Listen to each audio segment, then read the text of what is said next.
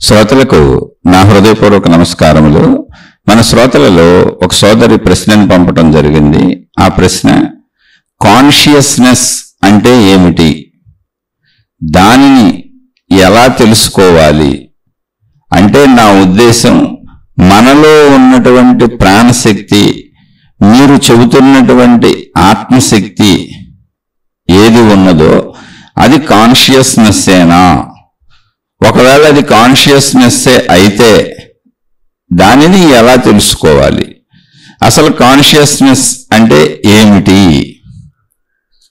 ఇదండి వీరి ప్రశ్న. అంటే ఇంకా వీరు ప్రశ్నను అనేక విధాలుగా అడిగారు. అందులో మనకు ప్రశ్నకు సరిపోయినంత మీకు చదివి వినిపించాను. కాన్షియస్నెస్ అనేది ఒక ఇంగ్లీష్ పదం. అది తెలుగులో స్పృహ, చైతన్యము.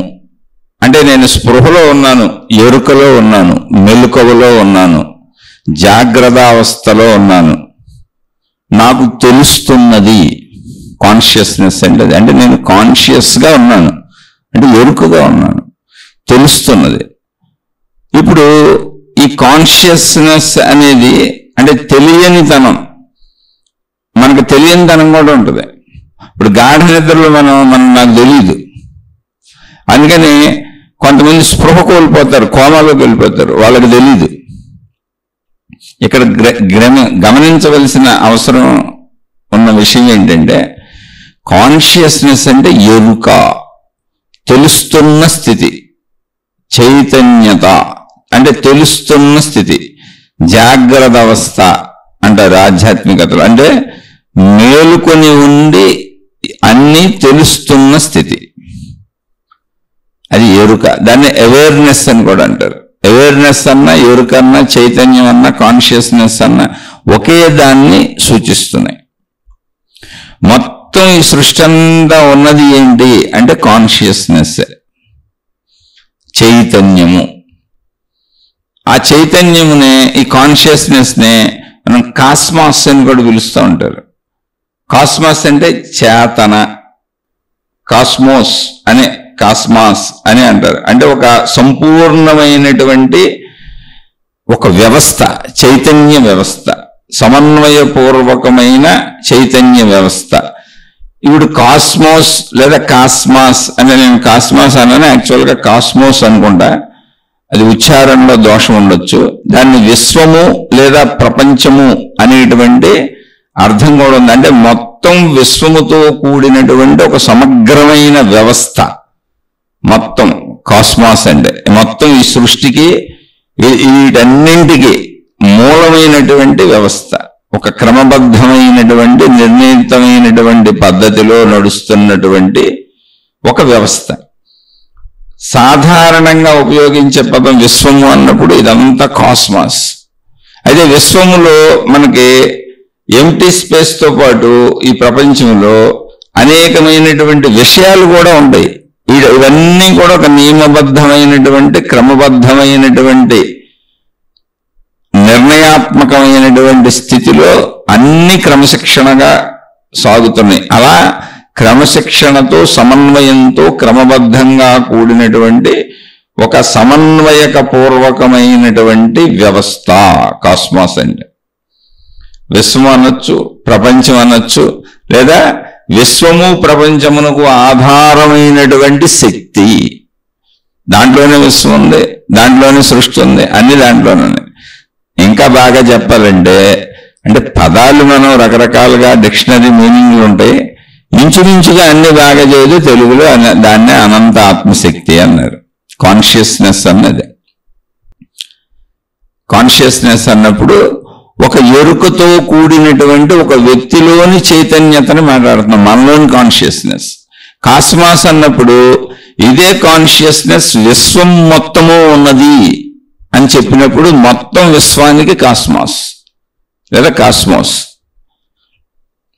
అది ఉచ్చారణ దోషం, నాదే తప్పై ఉండొచ్చు, అందుకని రెండు పదాలు వాడుతున్నాను. ఇక్కడ జాగ్రత్తగా గమనించవలసింది, కాన్షియస్నెస్ అంటే నేను స్పృహలో, ఎరుకలో చైతన్యవంతముగా ఉన్నాను.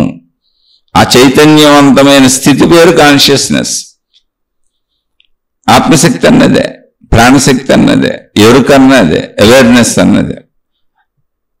అయితే దాని స్థితులు గమనిస్తే ప్రపంచ స్థితి అర్థమవుద్ది. ఇప్పుడు కాన్షియస్నెస్ అన్నప్పుడు ఒక ఎరుక స్థితి అన్నప్పుడు నాకేం తెలుస్తుంది? ముందు ఎరుకలు అసలు నాకేం తెలుస్తుంది? నా గురించి నా కాన్షియస్నెస్ ఏం చెబుతుంది? నాకేం తెలుస్తుంది? నేను ఈ శరీరము అన్న భావన. దీనికే పూర్వీకులైనటువంటి పెద్దలు ఆధ్యాత్మికతలో ఏం చెప్పారంటే అన్నమయ కోశము అన్నారు.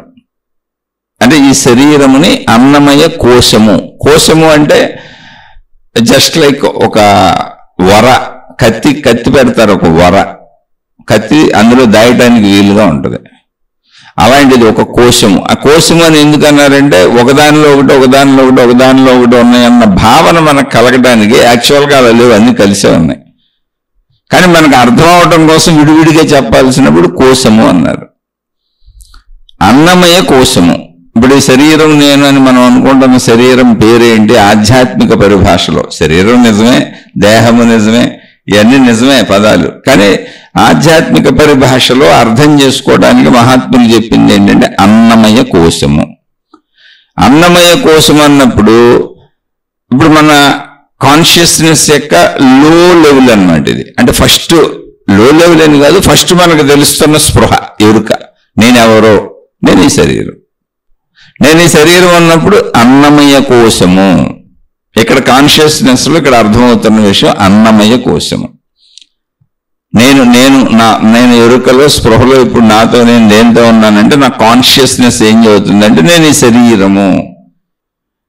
నేను ఈ శరీరం అన్నప్పుడు అసలు ఈ శరీరం దేనితో తయారవుతున్నది అంటే నేను ఆహార పదార్థాలు స్వీకరించటం వలన. అన్నమయ కోశం అంటే అది.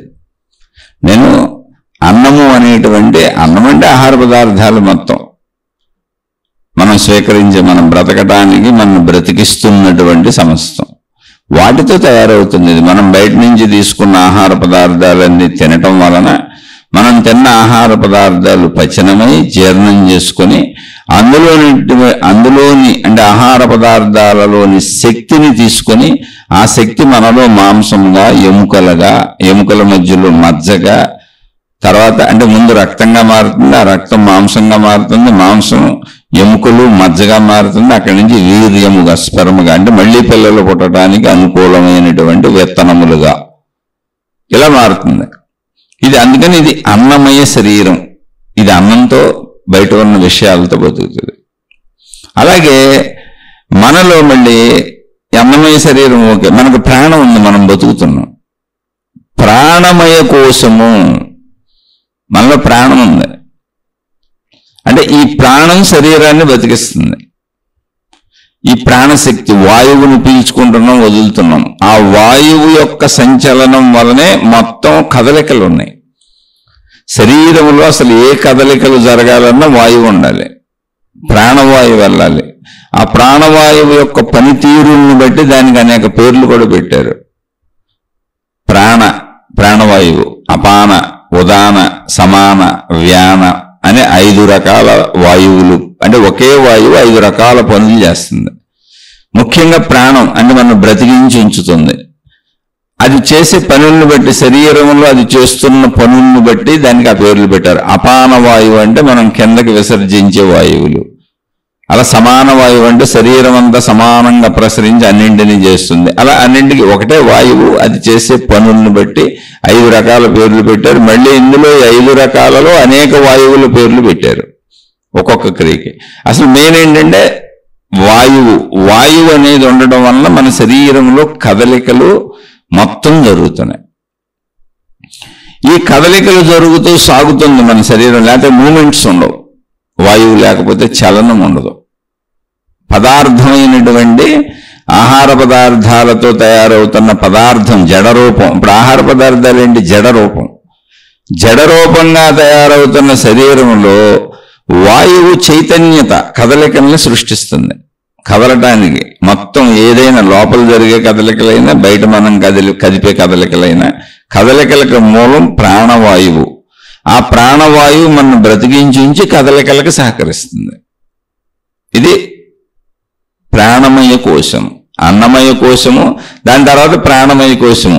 అంటే కోశమని మనకి ఒక విడివిడిగా చెప్పారు కానీ అన్నీ కలిసే ఉన్నాయి, మళ్ళీ కన్ఫ్యూజ్ అవ్వబాకండి. తర్వాత మనోమయ కోశము.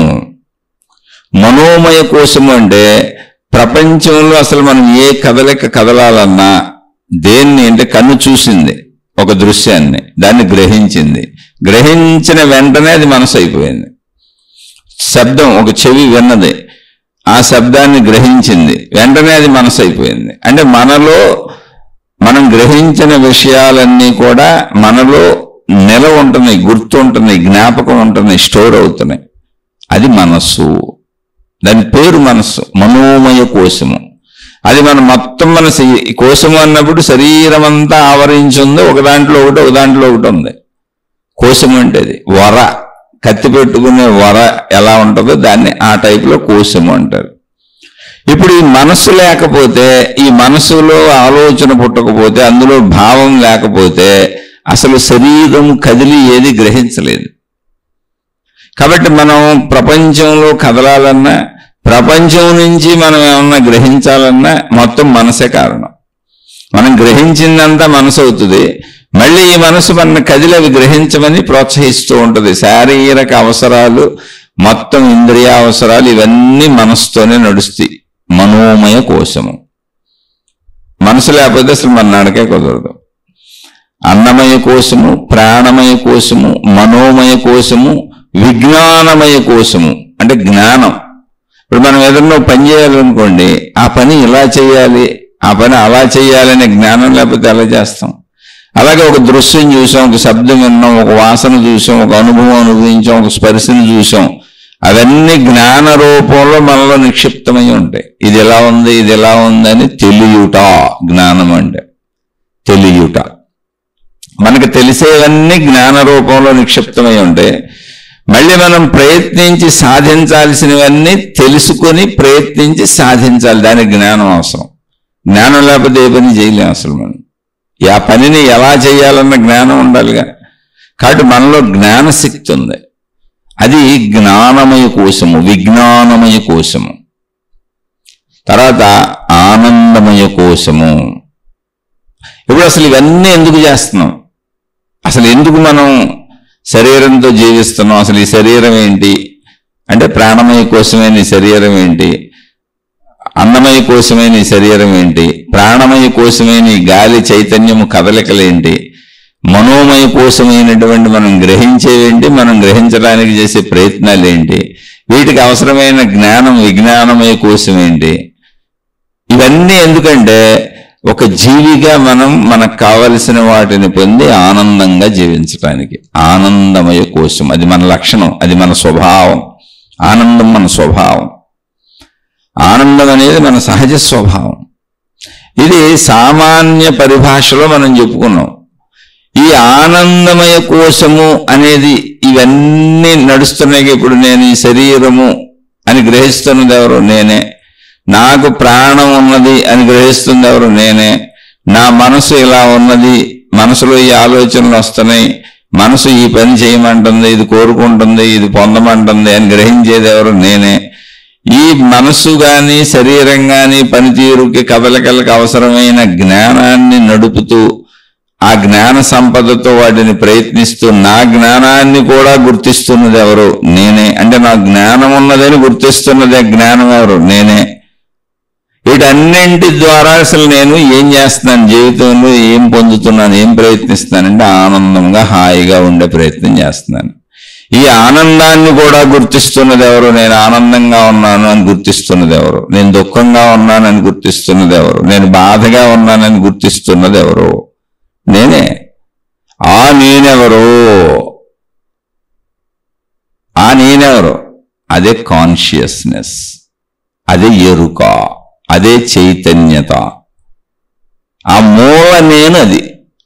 ఆ మూల నేను నా ఆనందాన్ని గుర్తిస్తుంది, నా జ్ఞానాన్ని గుర్తిస్తుంది, నా ప్రాణశక్తిని, నా మనస్సును గుర్తిస్తుంది, అందులో విషయాలను గుర్తిస్తుంది, నా ప్రాణశక్తిని గుర్తిస్తుంది, నా శరీరాన్ని గుర్తిస్తుంది.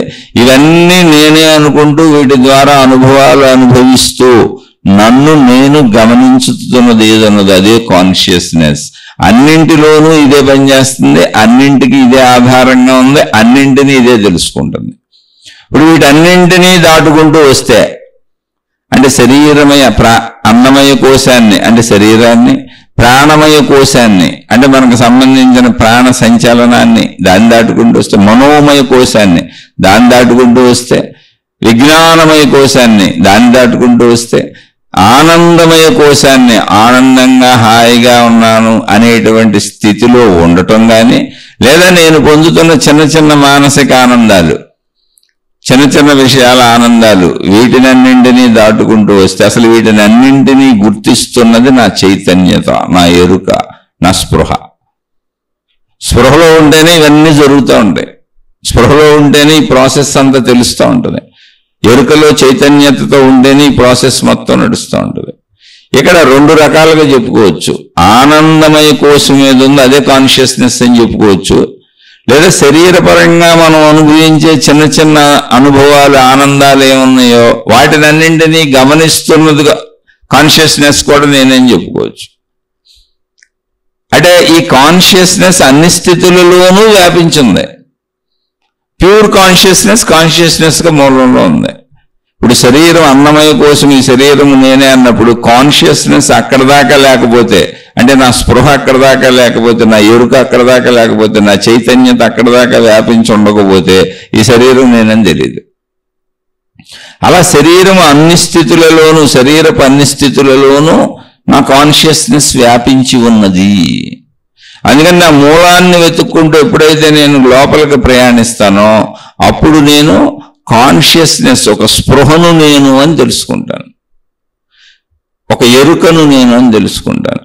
ఇది తెలుసుకున్నప్పుడు అంటే శరీరమయ స్థితిలోనే, ఒకవేళ సపోజ్ నేను ఈ శరీరం అని భావించుకుంటూ శరీరమయ స్థితిలోనే ఉన్నాను అనుకోండి, అంటే అప్పుడు నేను కేవలం తిండిపోతుగా జీవిస్తాను ఈ శరీరాన్ని బ్రతికించుకోవటానికి. అంటే ఇవన్నీ ఉదాహరణలు మాత్రమే, నిర్ధారణలు కాదు, అర్థం అవటానికి చెబుతున్నాను.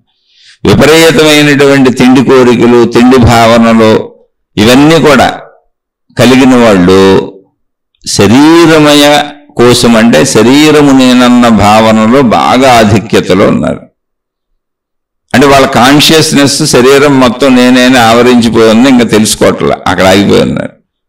ఇటువంటి వాళ్ళు శరీర భావాలకి ఎక్కువ విలువిస్తారు. అంటే ఎక్కువ తిండిపోతులుగా ఉంటారు, ప్లస్ శరీర సంబంధిత పంచేంద్రియ కోరికలకు ఎక్కువ విలువిస్తారు. విలువ ఎక్కువ తిండికి ఉంటుంది ఇందులో. తర్వాత ప్రాణమయ కోశం అన్నప్పుడు తనను తాను రక్షించుకోవడానికి, తనను తాను కాపాడుకోవడానికి, తనను తాను బాగా ఉంచుకోవడానికి విశ్వ ప్రయత్నం చేస్తుంటారు, నిరంతర రక్షణకి. అంటే ఇప్పుడు ఇందాక తిండిపోతులు ఆరోగ్యం పాడు చేసుకోవచ్చు వాళ్ళు.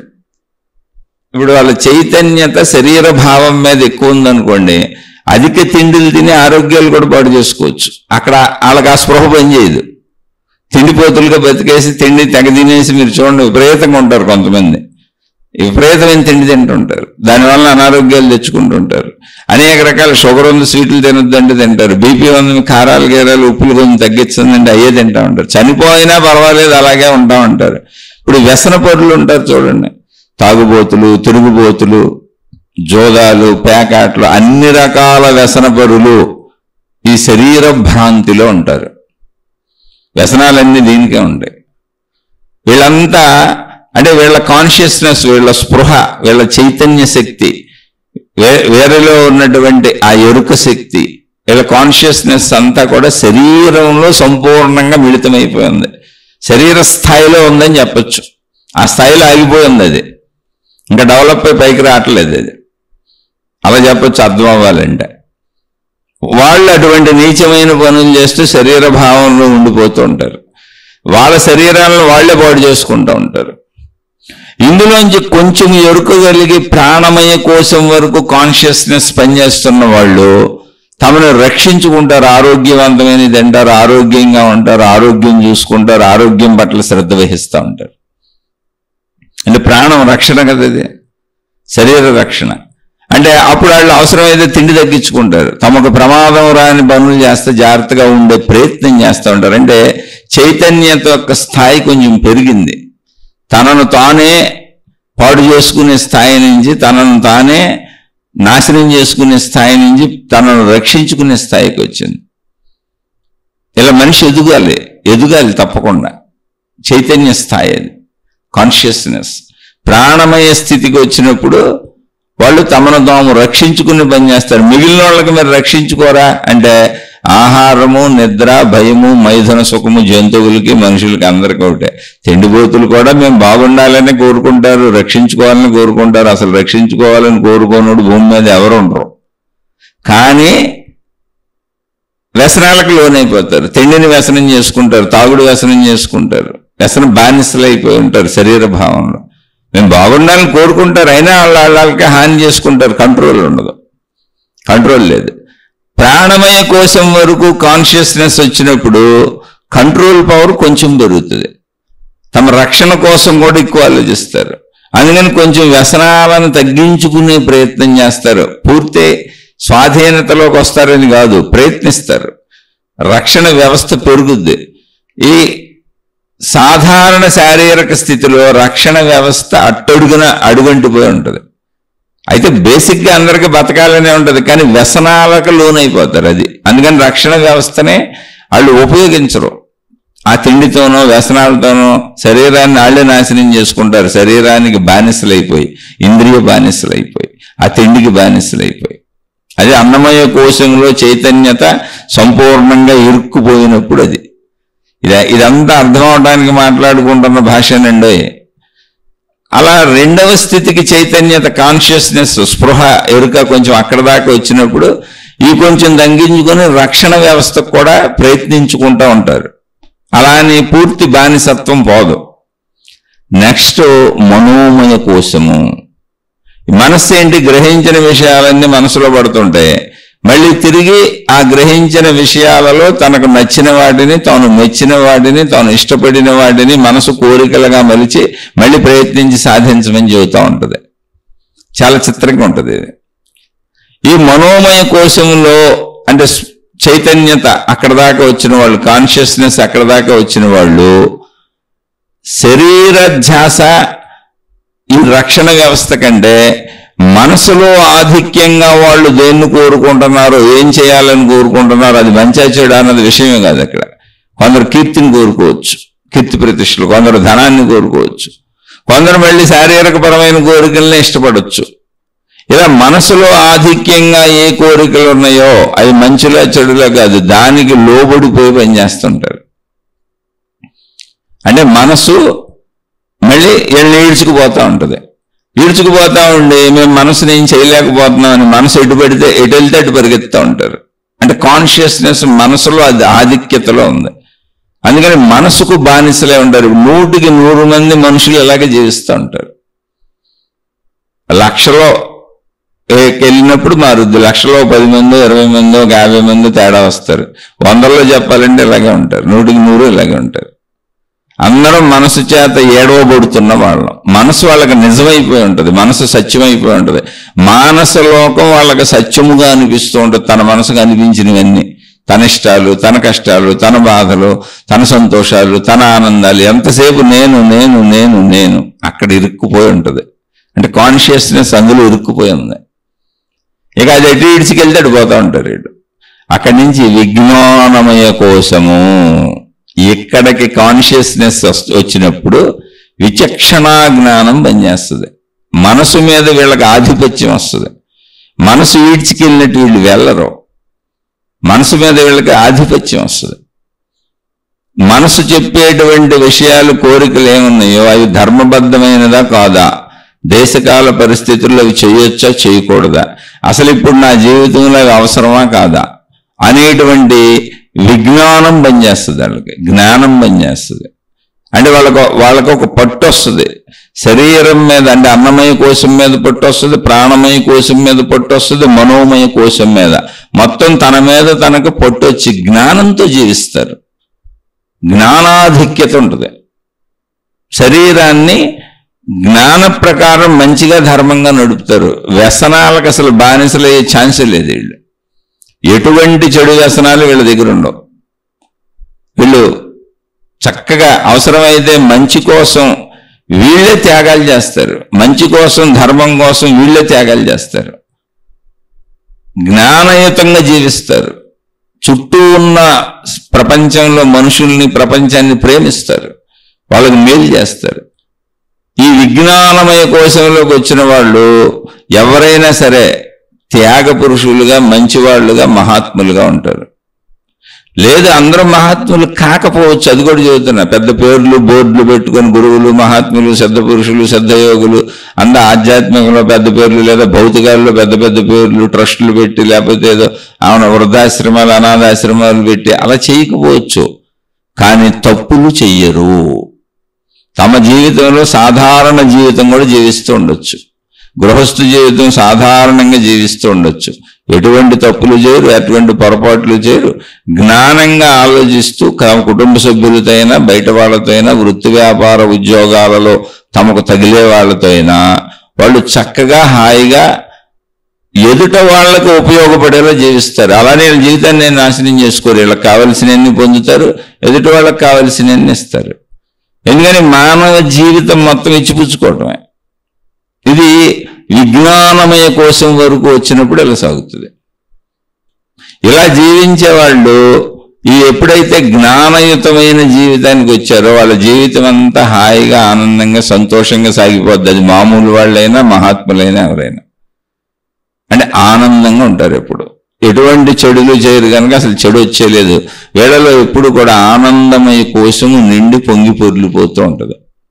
అంటే ఎప్పుడు సంతోషంగా ఉంటారు. ఇది సాధారణత.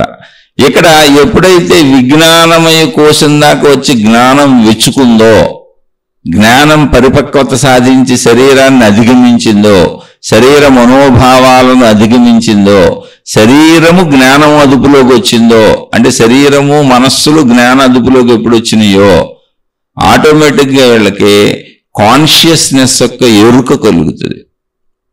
ఎందుకని జ్ఞానం శరీర మనస్సులను దాటినాక ఉంది విజ్ఞానమయ కోశం. ఇప్పుడు శరీర మనస్సులు చిన్నవైపోయినాయి, జ్ఞానం ఆధిక్యం అయిపోయింది. దాని ప్రకారం అవసరమైతే శరీర మనస్సులు కదుపుతారు. అప్పుడు వాళ్ళకి జ్ఞాన ఎరుకలో ఆ జ్ఞాన ఎరుకకు సంబంధించినటువంటి చైతన్య శక్తి, కాన్షియస్నెస్ ఏదుందో దానిలో స్థిరంగా కూర్చునేటువంటి ఒక స్థితి కలుగుతుంది, ఓ శ్రద్ధ కలుగుతుంది దాని పట్ల. ఆ స్థితి పట్ల, ఆ స్థితిలో ఉండటం పట్ల ఆనందం కలుగుతుంది. ఆనందం అంటే ఏంటి? ఏమి లేదు. ఆనందం అని ప్రత్యేకంగా ఏదో గులాబ్ జామ్ తిన్నట్టు, స్త్రీ పురుషులు కలిస్తే సుఖ సంభోగంలో ఆనందం కలిగినట్టు, మనకు డబ్బు వస్తే ఆనందం కలిగినట్టు, వస్తువులు పొందితే ఆనందం కలిగినట్టు వచ్చే ఆనందం కాదు. ఇది దుఃఖరాహిత్య స్థితి, శాంతిపూర్వక స్థితి, నిశ్చల స్థితి. అక్కడ ఎటువంటి దుఃఖము లేదు, హాయిగా ఉంది, సంతోషంగా ఉంది, నిశ్చలంగా ఉంది. అక్కడ ఎటువంటి కోరిక లేదు, అక్కడ ఎటువంటి శత్రుత్వం లేదు, అక్కడ ఎటువంటి నెగిటివిటీ లేదు, అక్కడ ఎటువంటి పాజిటివిటీ కూడా లేదు. కాముగా ఉంది. ఆ కామ్నెస్ ఎలా ఉంది? హాయిగా ఉంది, సంతోషంగా ఉంది. అది ఆనందము. వస్తువులతో వచ్చే ఆనందము, పదార్థములతో వచ్చే ఆనందము, మనుషులతో వచ్చే ఆనందము కాసేపే ఉంటుంది. ఆ వస్తువు అయిపోతే ఆనందం పోద్ది, ఆ మనిషి వెళ్ళిపోతే ఆనందం పోద్ది, ఆ డబ్బు పోతే ఆనందం పోద్ది, అవన్నీ పోతాయి. ఆ కాసేపు ఉండి వెళ్ళిపోతాయి ఆనందాలు. ఇది అలా కాదు, ఇది శాశ్వత సచ్చిదానందము. దీన్ని సచ్చిదానందము అన్నారు. దీన్ని పరమానందం అంటారు. పరమ అంటే ఉత్తమమైన అని, బాగా ఎక్కువ ఆనందం అని కాదు. ఉత్తమమైన అంటే చెక్కు చెదరనటువంటి వస్తురూపానందం కాదు, విషయరూపానందం కాదు, ఇంద్రియానందం కాదు, మనుషులతో వచ్చే ఆనందం కాదు, డబ్బులతో వచ్చే ఆనందం కాదు. అవన్నీ తాత్కాలికం వచ్చిపోతూ ఉంటాయి. ఇది నీ మనోనిశ్చలత, నువ్వు శారీరక మానసిక స్థితులను అధిగమించి జ్ఞానంతో వాటిని నిశ్చలంగా ఉంచి ధర్మంలోనే, మంచిలోనే సాగుతూ ఒక నిశ్చల మానసిక స్థితిని పొందటం వలన నీకు కలిగినటువంటి నిశ్చలత. అది జ్ఞానం నిన్ను కంట్రోల్ చేయటం వలన నువ్వు శాంతిగా, ఆనందంగా జీవించటం వల్ల నీకు వస్తున్న నిశ్చలత, ప్రశాంతత, హాయి. దానికేం కార్యకారణ సంబంధం లేదు, వస్తువులతో సంబంధం లేదు, మనుషులతో సంబంధం లేదు, డబ్బుతో సంబంధం లేదు. కేవలం నీతో నీకున్న సంబంధం ఏంటి అంటే నీ మీద నీకు నమ్మకం ఉంది. నువ్వు ఏ తప్పు చేయవు, ఏ పొరపాటు చేయవు, ఉన్నదాంతో తృప్తిగా, హాయిగా, సంతృప్తిగా బతుకుతావు. నీలో నువ్వు ఉంటావు, నీతో నువ్వు ఉంటావు, నువ్వు హాయిగా నీతో నువ్వు ఉండగలవు. ఏకాంతము, ఒంటరితనము నీకు భయాన్ని కలిగించవు. నిశ్చలత, ఒక ప్రశాంతత నీకు బోరు కొట్టదో, ఇబ్బంది కలిగించదో. ఇప్పుడు టీవీలు చూడకపోయినా, సెల్ ఫోన్లు చూడకపోయినా, వాళ్ళింటికి వీళ్ళింటికి తిరగకపోయినా, కబుర్లు చెబుతూ ప్రపంచం అంతా పరిగెత్తకపోయినా, సినిమాలు షికారులకు వెళ్ళకపోయినా, విహారయాత్రలు చేయకపోయినా, పుణ్యక్షేత్రాలు తిరగకపోయినా, ఏమి చేయకపోయినా నీకు ఒక కుదురు వచ్చేస్తుంది. అది ఆధ్యాత్మికమా, అది భౌతికమా, అది మతపరమా, అది దైవీపరమా, లేదా ప్రాపంచిక సుఖ విషయాలా, భోగ విషయాలా అనేది కాదు ఇక్కడ. ఏదైనా ఆ కదలికలు లేకపోయినా నువ్వు స్థిరంగా, సుస్థిరంగా, హాయిగా, సంతోషంగా ఉంటావు. అది సహజ సంతోషము. ఎందుకని సహజ సంతోషము, సహజ ఆనందము అంటే వస్తువులది కాదు. వస్తువులది వస్తువుతో పోద్ది, డబ్బుది డబ్బుతో పోద్ది, మనుషులది మనుషులతో పోద్ది, అవన్నీ వచ్చిపోతా ఉంటాయి. ఇది అలాంటిది కాదు. నీకు నిశ్చలత రావటం వలన, జ్ఞానం వలన కలిగిన ఆనందం. జ్ఞానం తెలిసింది, ఇన్ని పరుగులు తీయక్కర్లేదు, ఇంత అక్కర్లేదు, ఇది జీవితం ఇలాగే ఉంటుంది, ప్రపంచం ఇలాగే ఉంటుంది, సృష్టి తీరుతెన్నులు, ఈ విషయాలన్నీ నీకు తెలిసినాయి. శరీర తీరుతెన్నులు, మనో తీరుతెన్నులు అన్నీ తెలిసి జ్ఞానము నిన్ను నడుపుతుంది. జ్ఞానాధిక్యత వలన నీలో వచ్చినటువంటి స్థితప్రజ్ఞత, స్థిరత, ఆ స్థితప్రజ్ఞత, స్థిరత వలన కలిగినటువంటి ఆనందము దుఃఖరాహిత్య స్థితి. ఆ దుఃఖరాహిత్య స్థితి ఏదుందో అదే ఆనందమయ కోశము. దాన్ని పరిశీలిస్తే పేరుకి ఆనందమయ కోశము అని అన్నాం, కానీ దాన్ని పరిశీలిస్తే అది సంపూర్ణమైనటువంటి కాన్షియస్నెస్. కాన్షియస్నెస్ స్థాయి కిందకెళ్ళి, అంటే అర్థం అవడానికి చెబుతున్నాం. శరీర స్థాయిలో ఉన్నప్పుడు నువ్వు చేసే పనులు వేరు, శరీర ధ్యాస ఎక్కువ ఉంటుంది, శరీరానికి సంబంధించినటువంటి ధ్యాస విపరీతంగా ఉంటుంది. ప్రాణమయకి వచ్చినప్పుడు రక్షణకు సంబంధించినటువంటి ధ్యాస విపరీతంగా ఉంటుంది, దానికి సంబంధించిన పనులు చేస్తావు. మనోమయ కోశానికి వచ్చినప్పుడు ఏది కాన్షియస్నెస్ స్థితులు. మనోమయ కోశంలో ఉన్నప్పుడు మనసు చేత ఏడవబడుతూ ఈ మనసు చెప్పినవన్నీ చేసేస్తుంటావు. జ్ఞానమయ కోశంకి వచ్చినప్పుడు జ్ఞానమయ కోశమే బుద్ధి, విచక్షణ జ్ఞానము. మొత్తం నీ శరీరం అంతా జ్ఞానం కంట్రోల్లోకి వచ్చింది, నీ కంట్రోల్లోకి వచ్చింది, అంటే కాన్షియస్నెస్ కంట్రోల్లోకి వచ్చింది. అసలు చెడు అనేది నీ వలన జరగదు. శరీరానికి అవసరమైన పనులన్నీ చక్కగా చేస్తావు, కుటుంబానికి అవసరమైన పనులన్నీ చక్కగా చేస్తావు, అంతా ధర్మంగా, మంచిగా, హాయిగా అన్ని అనుభవిస్తూ చక్కగా హాయిగా బతుకుతావు. అలా బతుకుతూ ఏదున్నా ఏది లేకపోయినా, అసలు కదిలినా కదలకపోయినా స్థిరంగా స్థితప్రజ్ఞత వస్తుంది. దాన్ని సచ్చిదానందము అంటారు. ఆ సచ్చిదానందం పేరే ఆనందమయ కోశం. నీకు స్థిరత వచ్చేసింది. ఆ సచ్చిదానందాన్నే ఆనందమయ కోశం అని చెప్పారు. దాన్ని పరమానందం అని పిలిచారు. ఆ స్థితి ఏదుందో, ఆనందమయ కోశ స్థితి ఏదుందో, సచ్చిదానంద స్థితి ఏదుందో, పరమానంద స్థితి ఏదుందో, అది స్థితులుగా పేర్లు పెట్టారు తప్ప అక్కడ ఎగిసి పడిపోయేంత ఆనందం మీకేమీ ఉండదు. మామూలుగా ఉంటుంది, దుఃఖరాహిత్య స్థితి. హాయిగా ఉంది, బోరు కొడతలేదు, నాకు టైం పాస్ అవట్లేదు, నాకు తోచట్లేదు, బోరు కొడుతుంది, ఇప్పుడు ఏం చేయాలో తెలియట్లేదు, లేకపోతే నాకు డబ్బులు లేవు, అవి లేవు, ఇవి లేవు, ఇలా మనసు పరుగులు పెట్టి పీక్కోదు. లేదా అన్నీ ఉన్నాయి, అన్నీ అనుభవించడానికి ఉన్నాయి, కానీ నాకు బోరు కొడుతుంది, ఏం చేయాలో తోచట్లేదు. అటువంటి స్థితి ఉండదు. నువ్వు 24 hours స్థిరంగా, స్థితంగా, హాయిగా నీలో నువ్వు ప్రశాంతంగా ఉండగలవు. కాలపు ఎరుక నిన్ను బాధ పెట్టదు, కాలం గడవట్లేదనేది నీకు బాధ పెట్టదు. ఆనందమయ కోశంలో కాలం అంతరించిపోద్ది. అంటే బయట కాలం ఆగిపోద్దని కాదు, నీకు కాల భావన అంతరించిపోద్ది. నీకు స్థిరంగా, స్థితంగా ఉండటం, హాయిగా ఉండటం, సంతోషంగా ఉండటం, తృప్తిగా ఉండటం, ఇవన్నీ నీలో స్థిరపడిపోతాయి. ఏదో నిరంతరం పొందేయాలన్న తపన నిన్ను ఏడ్చదు. ఎందుకంటే నువ్వు మనోమయ కోశాన్ని దాటి విజ్ఞానమయ కోశానికి వచ్చావు. కాన్షియస్నెస్ స్థాయిలు పెరుగుతున్నాయి. అలా ఆనందమయ కోశంకి వచ్చినప్పుడు సంపూర్ణమైన కాన్షియస్నెస్లో ఉన్నావు నువ్వు. ఇప్పుడు అంటే పూర్ణ చేతనలో ఉన్నావు, పూర్ణ చైతన్యములో ఉన్నావు. దాన్నే అనంతత్వము అన్నారు. అసలు కాన్షియస్నెస్ ఎలా ఉంటుంది అన్నప్పుడు సంపూర్ణంగా ఉంటుంది. అది అనంత చేతన, విశ్వచేతన. దాన్నే కాస్మాస్ అని ఇందాక చెప్పుకున్నాం. కాస్మోస్ లేదా కాస్మాస్. నేను ఎక్కడో పద ఉచ్చారణ తప్పు చదువుతున్నాను, అది కూడా చదువుతున్నాను. అంటే కొంతమంది కాస్మోస్ అంటం విన్నాను, కొంతమంది కాస్మాస్ అంటం విన్నాను, అందుకని 2 ఉచ్చారణలు చెప్పాను. ఏంటది? కాన్షియస్నెస్ అన్నప్పుడు మనలోని ఎరుక గురించి మనం మాట్లాడాం. మన స్పృహ, మన ఎరుక గురించి మాట్లాడుతున్నాం. కాస్మోస్ అన్నప్పుడు మొత్తం ప్రాపంచిక స్పృహ, విశ్వస్పృహ, విశ్వమంతా ఒక కాన్షియస్నెస్తో నిండిపోయింది, అదే కాస్మోస్. మనలోని స్పృహ మన ఎలా కరెక్ట్గా నడుపుతుందో, నేను ఈ శరీరాన్ని నేను ఎలా జీవించాలని, ఇది ఒక పద్ధతి అని, ఇది ఒక విధానం అని, జీవన విధానం అని, కాలకృత్యాలు తీర్చుకోవాలని, నిద్రపోవాలని, నిద్ర లేవాలని, వృత్తి వ్యాపార ఉద్యోగాలు చేసుకోవాలని, ఒక క్రమశిక్షణాయుతమైన శారీరక పెరుగుదల, ఎదుగుదల, తరుగుదల, జీవన విధానాలు అన్నీ ఎలా ఉన్నాయో అలా మొత్తం సృష్టి అంతా ఈ కాన్షియస్నెస్ అనేటువంటి కాస్మాస్ చేత, చైతన్యత చేత, విశ్వ చైతన్యత చేత క్రమబద్ధీకరించబడి, నియంత్రించబడి, వ్యవస్థీకరించబడి కరెక్ట్గా సాగుతుంది. మన శరీర అంతరంగ అవయవాలన్నీ ఒకదానితో సహకరించి ఎలా పనిచేసుకుంటుంటే మన శరీరం మొత్తం నడుస్తుందో అలా విశ్వ నియంత్రణ వ్యవస్థది, విశ్వ వ్యవస్థ, విశ్వ చైతన్యం, అది కూడా కాన్షియస్నెస్సే.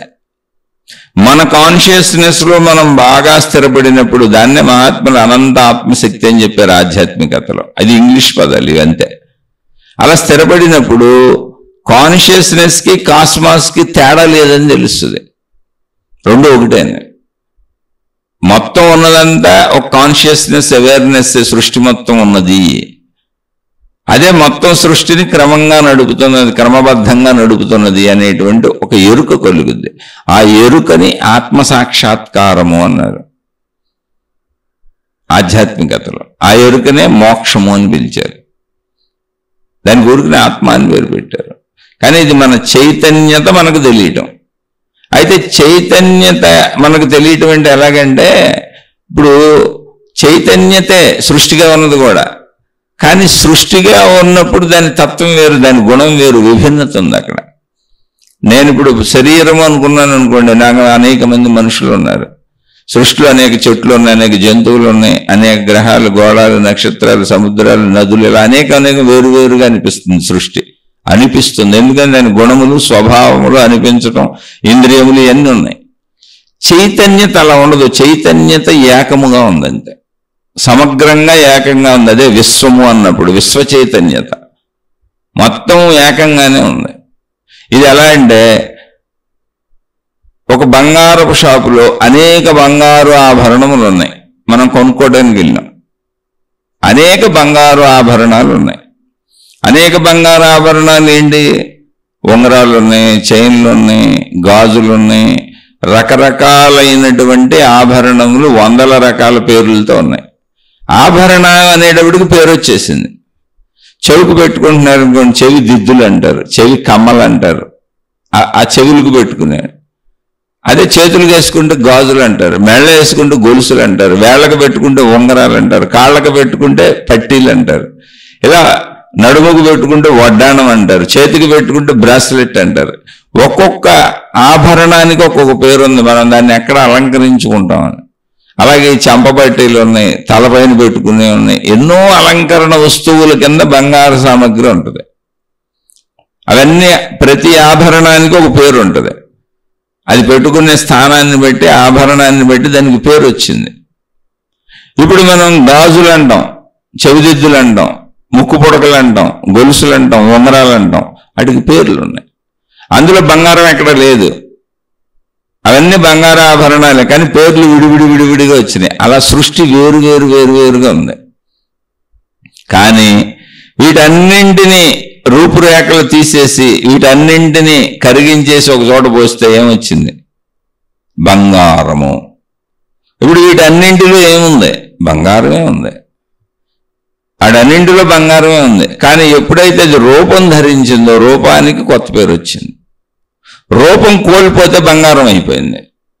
అలాగే మన చైతన్యత సృష్టిలో, చైతన్యత సృష్టి స్థాయిలో చూసినప్పుడు, సృష్టి మనుషులు, జంతువులు, చెట్లు, పొట్లు, గుట్టలు, రూపధారణ జరిగింది అక్కడ. కానీ చైతన్యత అది, దాని స్థాయి అక్కడికి వచ్చింది. బంగారు ఆభరణాలు తయారైనట్టు, ఆభరణాన్ని బట్టి పేరు వచ్చినట్టు, సృష్టిలో ఉన్నటువంటి మనుషులు, మానవ జాతి, వృక్ష జాతి, జంతు జాతి, జడ పదార్థములు అనేక పేర్లు. మొత్తం వీటన్నిటికీ ఆధారం ఏంటి? బంగారు ఆభరణాలన్నీ కరిగించేసి మొత్తం ఒక చోట పోస్తే దాని పేరేంటి? బంగారము. అక్కడ ఇంక పేరేమన్నా ఉందా? లేదు, ఉన్నంత బంగారమే. అలాగే ఉన్నదంతా చైతన్యమే. అదే సృష్టిగా అనిపిస్తున్నది. సృష్టి మొత్తం కరిగిపోయి కలిసిపోతే అది చైతన్యమే అయిపోద్ది. బంగారాభరణాలన్నీ కరిగి కలిసిపోతే ఎలా బంగారం అయిపోయిందో అలా సృష్టి మొత్తం కరిగి కలిసిపోతే అది చైతన్యం అయిపోద్ది, కాన్షియస్నెస్ అయిపోద్ది, స్పృహ అయిపోద్ది, ఎరుక అయిపోద్ది, అవేర్నెస్ అయిపోద్ది. దాన్నే ఆత్మశక్తి అని పేరు పెట్టారు. అది తెలుసుకునే ప్రయత్నం చేయమని మనుషులకు చెబుతూ ఉంటారు. నాయన, శరీర భావనలో ఆగిపోకు తల్లి, శరీర భావనలో ఆగిపోకు. శరీరం అబద్ధం కాదు, మళ్ళీ తెలుసుకోండి. శరీరము అబద్ధము కాదు, చాలా జాగ్రత్తగా తెలుసుకోవాలి. అన్నిటికంటే ఎక్కువ ఇంపార్టెన్స్ దేనికి ఇవ్వాలండి? ఇప్పుడు కాన్షియస్నెస్కి ఇవ్వాలా, మనసుకి ఇవ్వాలి? ఇక్కడ అన్నమయ కోసం, మనోమయ కోసం, అన్నమయ కోసం, ప్రాణమయ కోసం, మనోమయ కోసం, విజ్ఞానమయ కోసం, ఆనందమయ కోసం అన్నారు కదా. అన్నిటికంటే ఇంపార్టెన్స్ దేనికి ఇవ్వాలండి అన్నారు? శరీరానికే ఇవ్వాలి. ఈ శరీరాన్ని నడిపే మనసుకే ఇవ్వాలి. మనసు శరీరాల కలయికలో సాగే జీవితానికే ఇవ్వాలి, నీ కుటుంబానికే ఇవ్వాలి, నీ డబ్బుకే ఇవ్వాలి, నీ సాధారణ భౌతిక జీవితానికే అత్యంత విలువ ఇవ్వాలి. మరి ఎందుకంటే ఆధ్యాత్మికత చెప్పుకోవడం అంటే దానికి అత్యంత విలువిస్తే ఆధ్యాత్మికత అర్థమవుద్ది. నీ ప్రాణశక్తి వరకు నువ్వు ప్రయాణిస్తావు, నీ కాన్షియస్నెస్ నీకు తెలుస్తుంది. విశ్వం మొత్తం ఆవరించి ఉన్న కాస్మాస్ అని పిలువబడే కాన్షియస్నెస్ తెలుస్తుంది, ఆ చైతన్యత తెలుస్తుంది, ఆత్మశక్తి తెలుస్తుంది. నువ్వు శరీరమే లేదనుకో అసలు తెలియటం అనేది లేదు. ఇది ఇక్కడ ప్రాబ్లం. శరీరము లేకపోతే అసలు తెలియటము అనేదే లేదు. కాబట్టి శరీరాన్ని అశ్రద్ధ చేసే అంత వాళ్ళు, అశ్రద్ధ చేసే వాళ్ళంత తెలివి తక్కువ వాళ్ళు, మూర్ఖులు ప్రపంచంలో ఉండరు. కాబట్టి శరీరాన్ని అశ్రద్ధ చేయటం అంటే ఏంటి? శరీర సంబంధిత దానికి ఇవ్వవలసిన ఆహారం ఇవ్వు, అన్నమయ కోసం జాగ్రత్తగా రక్షించుకో. దానికి కావలసిన ప్రాణశక్తిని చక్కగా సంపూర్ణంగా గాలిని చక్కగా పీల్చుకొని, మంచి గాలి పీల్చుకొని, మంచిగా లోపలికి చక్కటి గాలి వెళ్ళేటట్టు చూసుకో. కలుషిత గాలి కాకుండా చక్కటి వాతావరణంలో జీవించు. నీ రక్షణ వ్యవస్థను జాగ్రత్తగా చూసుకో. శరీరం పాడవకుండా శరీరం జాగ్రత్తగా రక్షించుకో.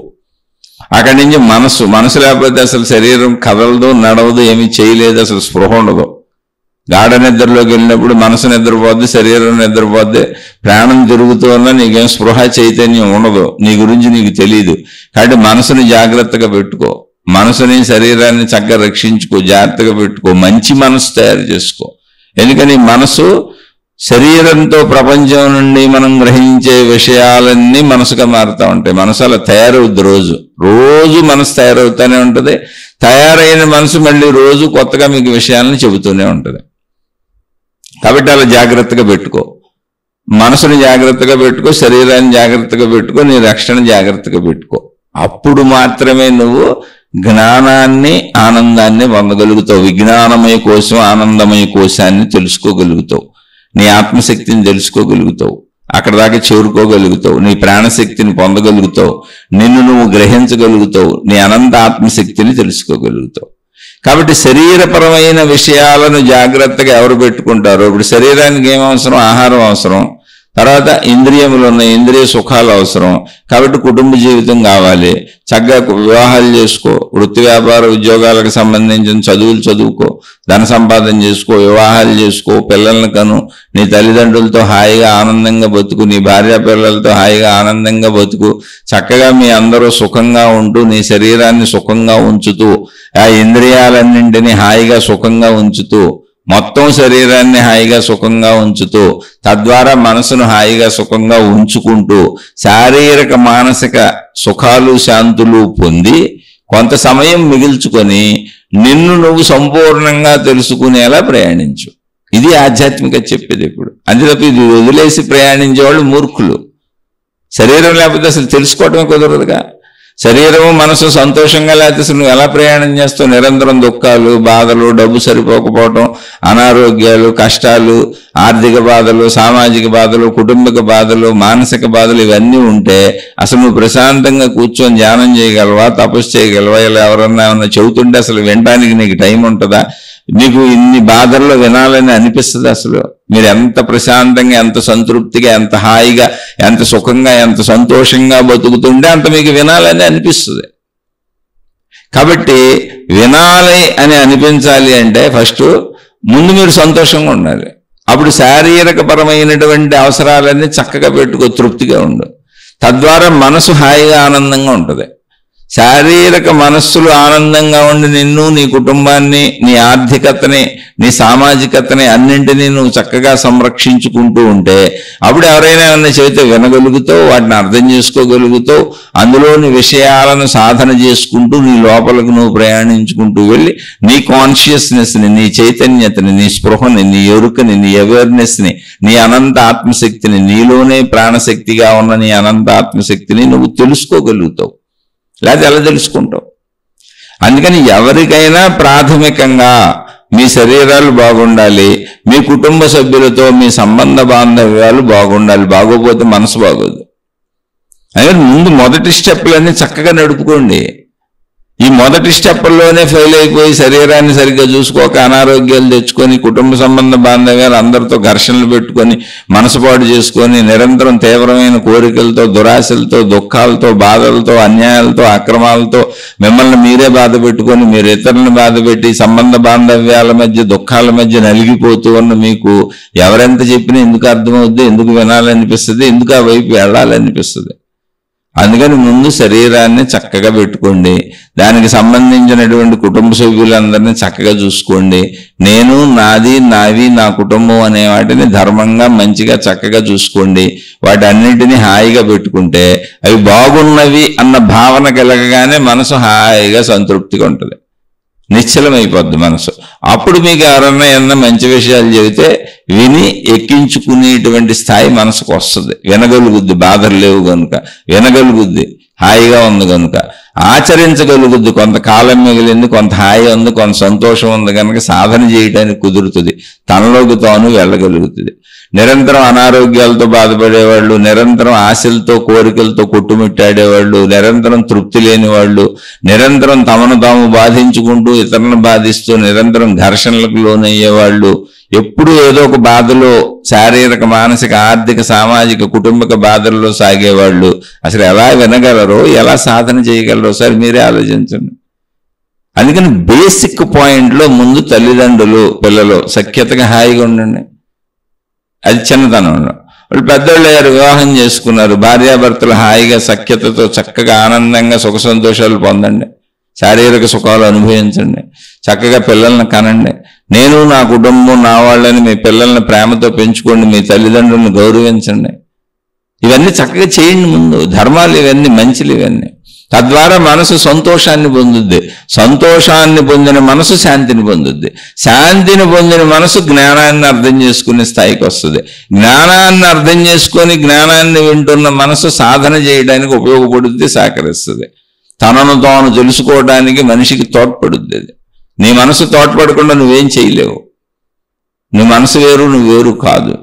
అందుకని భౌతిక జీవితాన్ని ముందు ఎవరైతే చక్కగా పెట్టుకుంటారో, తమ శరీరాన్ని, తమ కుటుంబాన్ని, తమ ఆర్థిక స్థితిగతుల్ని, తమ కుటుంబ సభ్యుల మధ్య ఉండే సంబంధ బాంధవ్యాలని ఎవరు సంరక్షించుకుంటారో వాళ్ళు ఆధ్యాత్మికతలో తొందరగా ముందుకు వెళ్ళగలుగుతారు. ఎందుకంటే శాంతి ఉంది కనుక.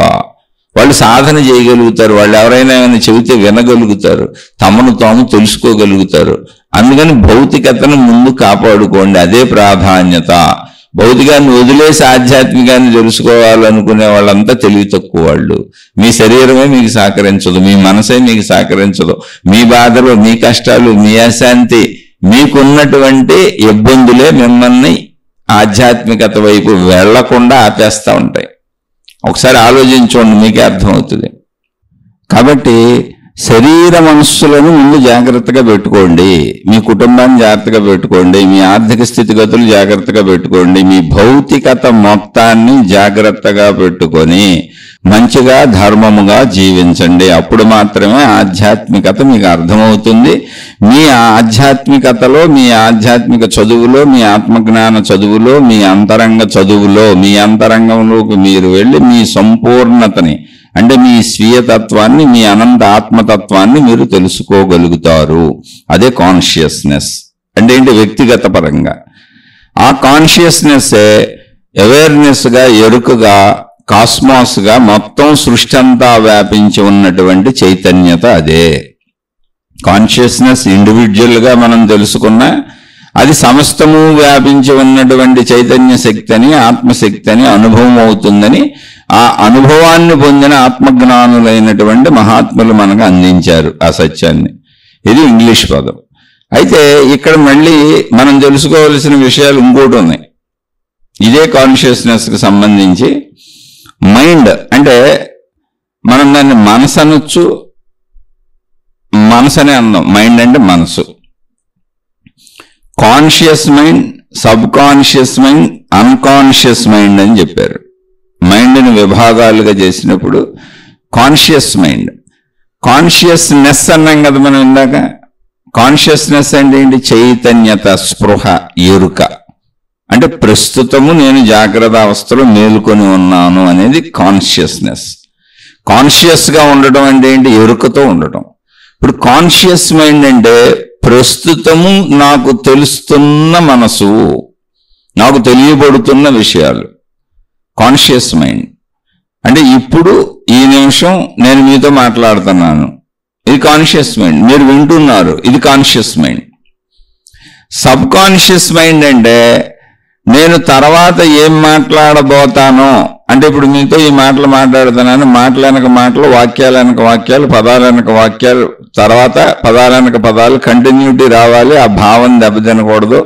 అవన్నీ మైండ్ ప్రిపేర్ చేసుకొని అందించేస్తూ ఉంటుంది. మాటలకు స్పీడ్గా చూడండి, ఆగాగి చెప్పం, కంటిన్యూటీ మాటలు వచ్చేస్తుంటాయి. అలాగే కంటిన్యూటీ పనులు చేసేస్తూ ఉంటాం. కంటిన్యూటీ మనం పని చేస్తున్నప్పుడు ప్రస్తుతం మనం పని చేస్తుంది సబ్ కాన్షియస్ మైండ్లో. ఇప్పుడు చూస్తున్నాం, గ్రహిస్తున్నాం, వింటున్నాం, గ్రహిస్తున్నాం, నేను చెబుతున్నా, మీరు వింటున్నారు. ఇదంతా కాన్షియస్ మైండ్, ఎరుకలో ఉన్న మనసు. కానీ నాకు వెనక నుంచి ఏ పదాలు వస్తాయి, ఏ వాక్యాలు వస్తాయి, నేనేం చెబుతాను, ఏ భావం వస్తుంది, ఏ మాటలు వస్తాయి, నాకే ఇప్పుడు కాన్షియస్ మైండ్లో తెలియదు. అది సబ్ కాన్షియస్ మైండ్ ప్రిపేర్ చేసి పంపించేస్తూ ఉంటుంది. సబ్ కాన్షియస్ మైండ్లోంచి వచ్చేస్తుంటాయి. మనం కొంచెం జాగ్రత్తగా ఆలోచించి వెనక్కి వెళ్ళి చూస్తే మన సబ్ కాన్షియస్ మైండ్లో ఏమున్నాయో కూడా గ్రహించవచ్చు. అంటే మనం మధ్యాహ్నం చేయబోయే పనులు, సాయంత్రం చేయబోయే పనులు, ఇలా చేద్దాం అలా చేద్దాం అని ఊహాత్మకంగా మనం అనుకునే విషయాలు, ఇవన్నీ సబ్ కాన్షియస్ మైండ్లో ఉంటాయి. కాన్షియస్ మైండ్కి సబ్ కాన్షియస్ మైండ్ నుంచి ఎప్పుడు అన్నీ అందుతూ ఉంటాయి. కాన్షియస్ మైండ్ అంటే ప్రస్తుతము ఎరుకలో, స్పృహలో ఉన్నటువంటి ప్రజెంట్ మనసు. సబ్ కాన్షియస్ మైండ్ అంటే తర్వాత మనసుకు అందించబోయే విషయాలు, మనిషి చేయబోయే విషయాలు, మనసులోకి రాబోయే విషయాలు, అంటే ప్రజెంట్ మైండ్లోకి రాబోయే విషయాలన్నీ వెనక సబ్ కాన్షియస్ మైండ్లో ఉన్నాయి. అవి కూడా మనకు తెలుస్తాయి పరిశీలించుకుంటే. కానీ ఇక్కడ అన్కాన్షియస్ మైండ్ అని ఒకటి ఉంది. అంటే అన్కాన్షియస్ అంటే ఏంటి, స్పృహ లేకపోవటం. మనిషి అన్కాన్షియస్ అయిపోయాడండి అంటారు, అంటే స్పృహ తప్పి పడిపోయాడు, కోమలోకి పోయాడు, స్పృహలో లేడు, ఎరుకలో లేడు. ఇప్పుడు గాఢ నిద్రపోతున్నారు అనుకోండి, అన్కాన్షియస్లోనే ఉన్నారు, నిద్రపోతున్నారు. అన్కాన్షియస్ మైండ్ అని ఒకటి ఉంది మనకి. అంటే అసలు అందులో ఏమున్నాయో మనకు తెలియదు, మనకు వాటి గురించి ఎరుకలేదు. మీరు చూడండి, మనం అప్పుడప్పుడు పడుకున్నప్పుడు కళలు వస్తాయి, అసలు సంబంధం లేని విషయాలు కళలు వస్తాయి. అంటే నేను అనుకోలేదండి, నేను ఊహించలేదండి, అసలు నేను దాని గురించి వాళ్ళు ఏం అనుకోలేదండి, అసలు దాని గురించి ఏం మాట్లాడలేదండి, దాని గురించి చర్చించలేదండి, అసలు ఆ ఊహ కూడా చేయలేదండి, కానీ నాకు ఎలాంటి తలంపు వస్తుంది అని కళలు కావచ్చు, మెలకువలో కూడా అలాంటి తలంపులు కావచ్చు. ఊహకు భిన్నమైనటువంటి, అసలు ఊహించనటువంటి ఆలోచన ఏదో వస్తుంది. అన్కాన్షియస్ మైండ్ అంటే నీ మైండ్లో ఏముందో నీకే తెలియదు అని అర్థం. ఇలాంటి స్థితి ఎందుకు వస్తుంది అంటే మనం చిన్ననాటి నుంచి ఈనాటి వరకు గ్రహించిన విషయాలన్నీ మనసుగా మారుతున్నాయి. జాగ్రత్తగా గుర్తుపెట్టుకోండి. మనసు ఎలా తయారవుతుందంటే కేవలము మనం గ్రహించిన విషయాలు అంతే, ఇంకంతకంటే ఇంకేం లేదు. ఆ గ్రహించిన విషయాలలో ప్రస్తుతము మనము వినియోగిస్తున్న విషయాలు ఏమున్నాయో అది సబ్ కాన్షియస్, అది కాన్షియస్ మైండ్. స్పృహలో ఉన్నాను ఇప్పుడు నేను, అసలు నేను నాకు తెలుస్తున్నాను, ఏం చేయట్లేదు, కూర్చొని ఉన్నాను, నేను నాకు తెలుస్తున్నాను అనేది conscious mind. Sub conscious mind ఏంటంటే ఇలా కూర్చొని ఉన్నాను, కానీ కాసేపాకి టీ తాగుదాం అనుకుంటున్నాను. ఇప్పుడు కాదు, కాసేపాకి ఒక గంటకి టీ తాగుదాం అనుకుంటున్నాను. సబ్ కాన్షియస్ మైండ్ తర్వాత చేయబోయే ప్లానింగ్ సిస్టమ్ అది. అన్కాన్షియస్ మైండ్ అసలు నాకు తెలియదు, నేను ఊహించట్లేదు, అందులో ఏముందో నాకు తెలియదు, కానీ అది హఠాత్తుగా బయటకు వస్తుంది. చాలా మంది అన్కాన్షియస్ మైండ్లో వచ్చేటువంటి విషయాలకి భయపడేవాళ్ళు ఉన్నారు, బాధపడేవాళ్ళు ఉన్నారు, దుఃఖపడేవాళ్ళు ఉన్నారు, లేదా కొన్ని సంతోషకరమైనటువంటివి కూడా వచ్చు. అంటే ఈ అన్కాన్షియస్ మైండ్ పనితీరు ఏంటంటే, ఇవన్నీ కూడా మనం గ్రహించిన విషయాలే లోపల ఉంటాయి, కానీ మనం జ్ఞానంతో పనిచేస్తూ ఉంటాం. మనలో ఒక జ్ఞానం అనేది ఉంది. ఈ అన్కాన్షియస్ మైండ్ అనేది ఏదైనా జ్ఞానంతో పనిచేయాలి. జ్ఞానంతో పని చేయకుండా అసలు కుదరదుగా. ఏ పని చేయాలన్నా జ్ఞానం కావాల్సిందే. ఆ చేసిందంతా మైండ్ అవుతూ ఉంటుంది. అన్కాన్షియస్ మైండ్లో మనం పడేసి మర్చిపోయిన విషయాలు ఉంటాయి, లేదా ఈ అన్కాన్షియస్ మైండ్ పనితీరులో జ్ఞానం కలిసి ఉన్నప్పుడు అనేక మంది సైంటిస్టులు, అనేక ప్రయోగాలు చేసేవాళ్ళు, అనేక ఆలోచనలు చేసేవాళ్ళు, దీనికి సమస్యకు పరిష్కారం ఏంటి, ఇది ఏం చేయాలి, ఇది ఎలా ఎలా ఎలా ఎలా అని ఆలోచిస్తారు. ఎందుకని తెలియనప్పుడే ఆలోచిస్తాం. ఎలా అని ఒక సందిగ్ధావస్థలోనే ఆలోచిస్తాం ఆన్సర్ కోసం. మనకు తెలియదు అనమాట ఆ విషయం. అన్కాన్షియస్ మైండ్లోంచి హఠాత్తుగా దానికి సొల్యూషన్ వస్తుంది. చాలా మంది ప్రపంచంలో కనుక్కున్న విషయాలన్నీ అన్కాన్షియస్ మైండ్లోంచి వచ్చినాయి. ఎందుకని అంటే అసలు మైండ్ అనేదే, మనసు అనేదే ప్రాణశక్తి, సూపర్ పవర్, కాన్షియస్నెస్. అది కాన్షియస్నెస్. అయితే మరి మైండ్ ఎందుకన్నారు, మనసు ఎందుకన్నారు అంటే, శరీరముతో ప్రపంచం నుంచి గ్రహించిన విషయాలన్నీ అందులో ఉన్నప్పుడు, అవి మనకు తెలుస్తున్నప్పుడు, అవి పరిమిత భావాలతో, శరీర భావాలతో, పరిమిత విషయాలతో, ప్రాపంచిక విషయాలతో ఉంది కనుక దాన్ని మనసు అన్నారు. అది ఏకత్వంగా లేదు, భిన్నత్వంగా ఉంది. కానీ యాక్చువల్గా మనసు ఏంటి, ప్రాణశక్తి. అందులోనే ప్రింట్ అవుతున్నాయి ఈ విషయాలన్నీ. ఆ ప్రాణశక్తి ఏంటి, అది కాన్షియస్నెస్, అది ఎరుకే, అది చైతన్యతే, అదే అనంత ఆత్మశక్తి. ఇప్పుడు ఎప్పుడైతే మనిషి ఒక విషయాన్ని పట్టుకొని ఇది ఎలా అని ఆలోచిస్తూ వెళుతున్నాడు, ఒక విమానం కనుక్కున్నారు, ఒక ర్యాకెట్ కనుక్కున్నారు, ఒక సైకిల్ కనుక్కున్నారు, ఒక పిన్నిస్ కనుక్కున్నారు, గుండు సూది కనుక్కున్నారు, ఒక గుండి కనుక్కున్నారు, సూదితో దారంతో ఇలా కొట్టడం నేర్చుకున్నారు. ఇవన్నీ కనుక్కున్నవన్నీ కూడా ముందు ప్రపంచంలో లేవు. ఆలోచిస్తూ వెళ్తున్నారు. ఆలోచన దేంతో సాగుతుంది, మైండ్తోనే. కొన్ని వస్తువులు అక్కడ ఉన్నాయి, వీటిని అని ఆలోచిస్తున్నారు ఎలా ఉపయోగించుకోవాలని. అలా ఆలోచిస్తున్నప్పుడు వాళ్ళ అన్కాన్షియస్ మైండ్లోంచి వాళ్ళకే ఆన్సర్లు వచ్చినాయి. ప్రపంచంలో కనుగొనబడిన విషయాలన్నీ వాళ్ళ అన్కాన్షియస్ మైండ్లోంచి వాళ్ళకు వచ్చిన ఆన్సర్లే. చాలా అద్భుతంగా ఉంటుంది మన మైండ్ పవర్ అంటాం. మైండ్ పవర్ అంటే ఏం లేదు, కాన్షియస్నెస్ పవరే, ఆత్మశక్తి, అది శక్తి అది. కానీ మైండ్ పవర్ అన్నప్పుడు కాన్షియస్ మైండ్ ఇప్పుడు పనిచేస్తుంది కాకుండా సబ్ కాన్షియస్ మైండ్ అంటే ఇంతకుముందు తెలిసిన విషయాలను అందించే మైండ్ కాకుండా తెలియని విషయాలను తెలుసుకోవాలని పనిచేసే అన్కాన్షియస్ మైండ్. మొత్తం శాస్త్రవేత్తలందరూ, ప్రయోగాలు చేసే వాళ్ళందరూ, కొత్త విషయాలు ఆవిష్కరించే వాళ్ళందరూ ఇదే పనిలో ఉంటారు. ఈవెన్ ఆఖరికి ఇంట్లో కొత్త వంటకాలు తయారు చేస్తారు. ఎప్పుడూ రొటీన్గా ఉండే వంటకాలు కాకుండా ఇది ఇందులో కలిపితే ఏమవుద్ది, అది ఇందులో కలిపితే ఏమవుద్ది, ఈ రెండు కలిపి వండితే ఎలా ఉంటుంది అని అలా కనుగొన్నవే ప్రపంచంలో కోటాను కోట్ల వంటకాలు ఉన్నాయి. ఇదంతా అన్కాన్షియస్ మైండ్లోంచి వస్తుంది. అయితే అన్కాన్షియస్ మైండ్లో ఏముంది, ఏమి లేదు, జ్ఞానం ఉంది. నువ్వు ఏ వైపు ఆ జ్ఞానాన్ని పెట్టి పదే ఆ జ్ఞానాన్ని నేను తెలుసుకోవాలని నువ్వు దాని మీద ఏకాగ్రతగా పరిశోధన జరుపుతున్నప్పుడు అన్కాన్షియస్ మైండ్లోంచి హఠాత్తుగా ఆన్సర్లు వస్తాయి. అయితే ఈ అన్కాన్షియస్ మైండ్ అనేది మనం వ్యక్తిగతంగా మాట్లాడుకుంటున్నాం. కాన్షియస్నెస్ అనేది కూడా ఇందాక స్పృహ, ఎరుక, చైతన్యం అని వ్యక్తిగతంగా మాట్లాడుకుంటున్నాం, అంటే పరిమితంగా శరీర భావంలో. కానీ ఇది మొత్తం విశ్వానికి, కాస్మాస్కి సంబంధించింది, మొత్తం విశ్వశక్తికి సంబంధించింది, మొత్తం అనంత ఆత్మశక్తికి సంబంధించింది. మొత్తం విశ్వశక్తి అంతా ఒక్కటే, అందులోనే మనం కూడా ఉన్నాం. మన కాన్షియస్నెస్ యూనివర్సల్ కాన్షియస్నెస్లో ఉంది. అంటే విశ్వశక్తిలోనే మన శక్తి కూడా కలిసి ఉంది, విశ్వ ఎరుకలోనే మన ఎరుక కూడా కలిసి ఉంది, విశ్వ చైతన్యంలోనే మన చైతన్యం కూడా కలిసి ఉంది, దానికి భిన్నంగా లేదు. అందుకని సమస్త విశ్వజ్ఞానము ఏదుందో అది మనం మన జ్ఞానంలో, మన అన్కాన్షియస్ మైండ్లో, అంటే మన శరీరపరమైన ఇండివిజువల్ శక్తిలో, మన మనస్సులో మనం దాన్ని పదే పదే తలుచుకుంటూ దీన్ని ఎలా సాధించాలా అని ప్రయత్నిస్తున్నప్పుడు, దానికి సరిపోయినంత ప్రయత్నము, శ్రద్ధ, ఏకాగ్రత కలిగినప్పుడు ఆన్సర్ మనలోనే పుట్టుకొస్తుంది. ఎందుకనంటే మొత్తం విశ్వశక్తితో అనుసంధానమై ఉన్న వ్యవస్థ మన అన్కాన్షియస్ మైండ్. కానీ మనకు పరిమితంగా అనిపిస్తుంది, ఊరికి మనలోనే వస్తున్న ఆలోచన కాబట్టి. అందుకని నేను కొనుక్కున్నానంటాం. ప్రపంచంలో వచ్చిన ఆవిష్కరణలన్నీ అలాగే వచ్చినాయి. అసలు మానవ జాతి జంతు జాతితో కలిసి ఉంది అడవుల్లో. అక్కడి నుంచి మానవ జాతి విడిగా జంతు జాతి నుంచి ప్రపంచంలోకి వచ్చేసి మానవ మనుగడను సృష్టించుకొని, మానవ లోకాన్ని సృష్టించుకొని, మనిషికి అవసరమైనటువంటి అనేక రకాలైనటువంటి వస్తువులను తయారు చేసుకొని, అనేక రకాలైనటువంటి మందులు, అనేక రకాలైన గృహోపకరణాలు, అనేక రకాలైనటువంటి తినుబండారాలు, అనేక రకాలు బట్టలు, అనేక రకాల చెప్పులు, ఒకటి కాదు కోటాను కోట్లు. ఆఖరికి గాలిలో విమానాలు ఎగరేస్తారు, హెలికాప్టర్లు ఎగరేస్తారు, ర్యాకెట్లు ఎగరేస్తారు. నేల మీద వెళ్ళే వాహనాలు పర్వాలేదు, గాలిలో కూడా ఎగరేసుకెళ్ళిపోతున్నాం, దేశ విదేశాలు వెళ్ళిపోతున్నాం. ఇంతటి విజ్ఞానాన్ని ఎక్కడి నుంచి తెచ్చుకున్నారంటే అన్కాన్షియస్ మైండ్లోంచి. ఇది ఎలా చేయాలి, ఏం చేయాలని ఆలోచిస్తూ ఉంటే మొత్తం విశ్వ మనసుతో నీ మనసు అనుసంధానమై ఉన్నది. మనసు అనేది ఏంటి? శక్తే. మనసులో విషయాలు ఉన్నప్పుడు, అంటే శరీరంతో ప్రపంచం నుంచి గ్రహించిన విషయాలు శక్తిలో ఉన్నప్పుడు దాన్ని మనసు అని పిలుస్తాం.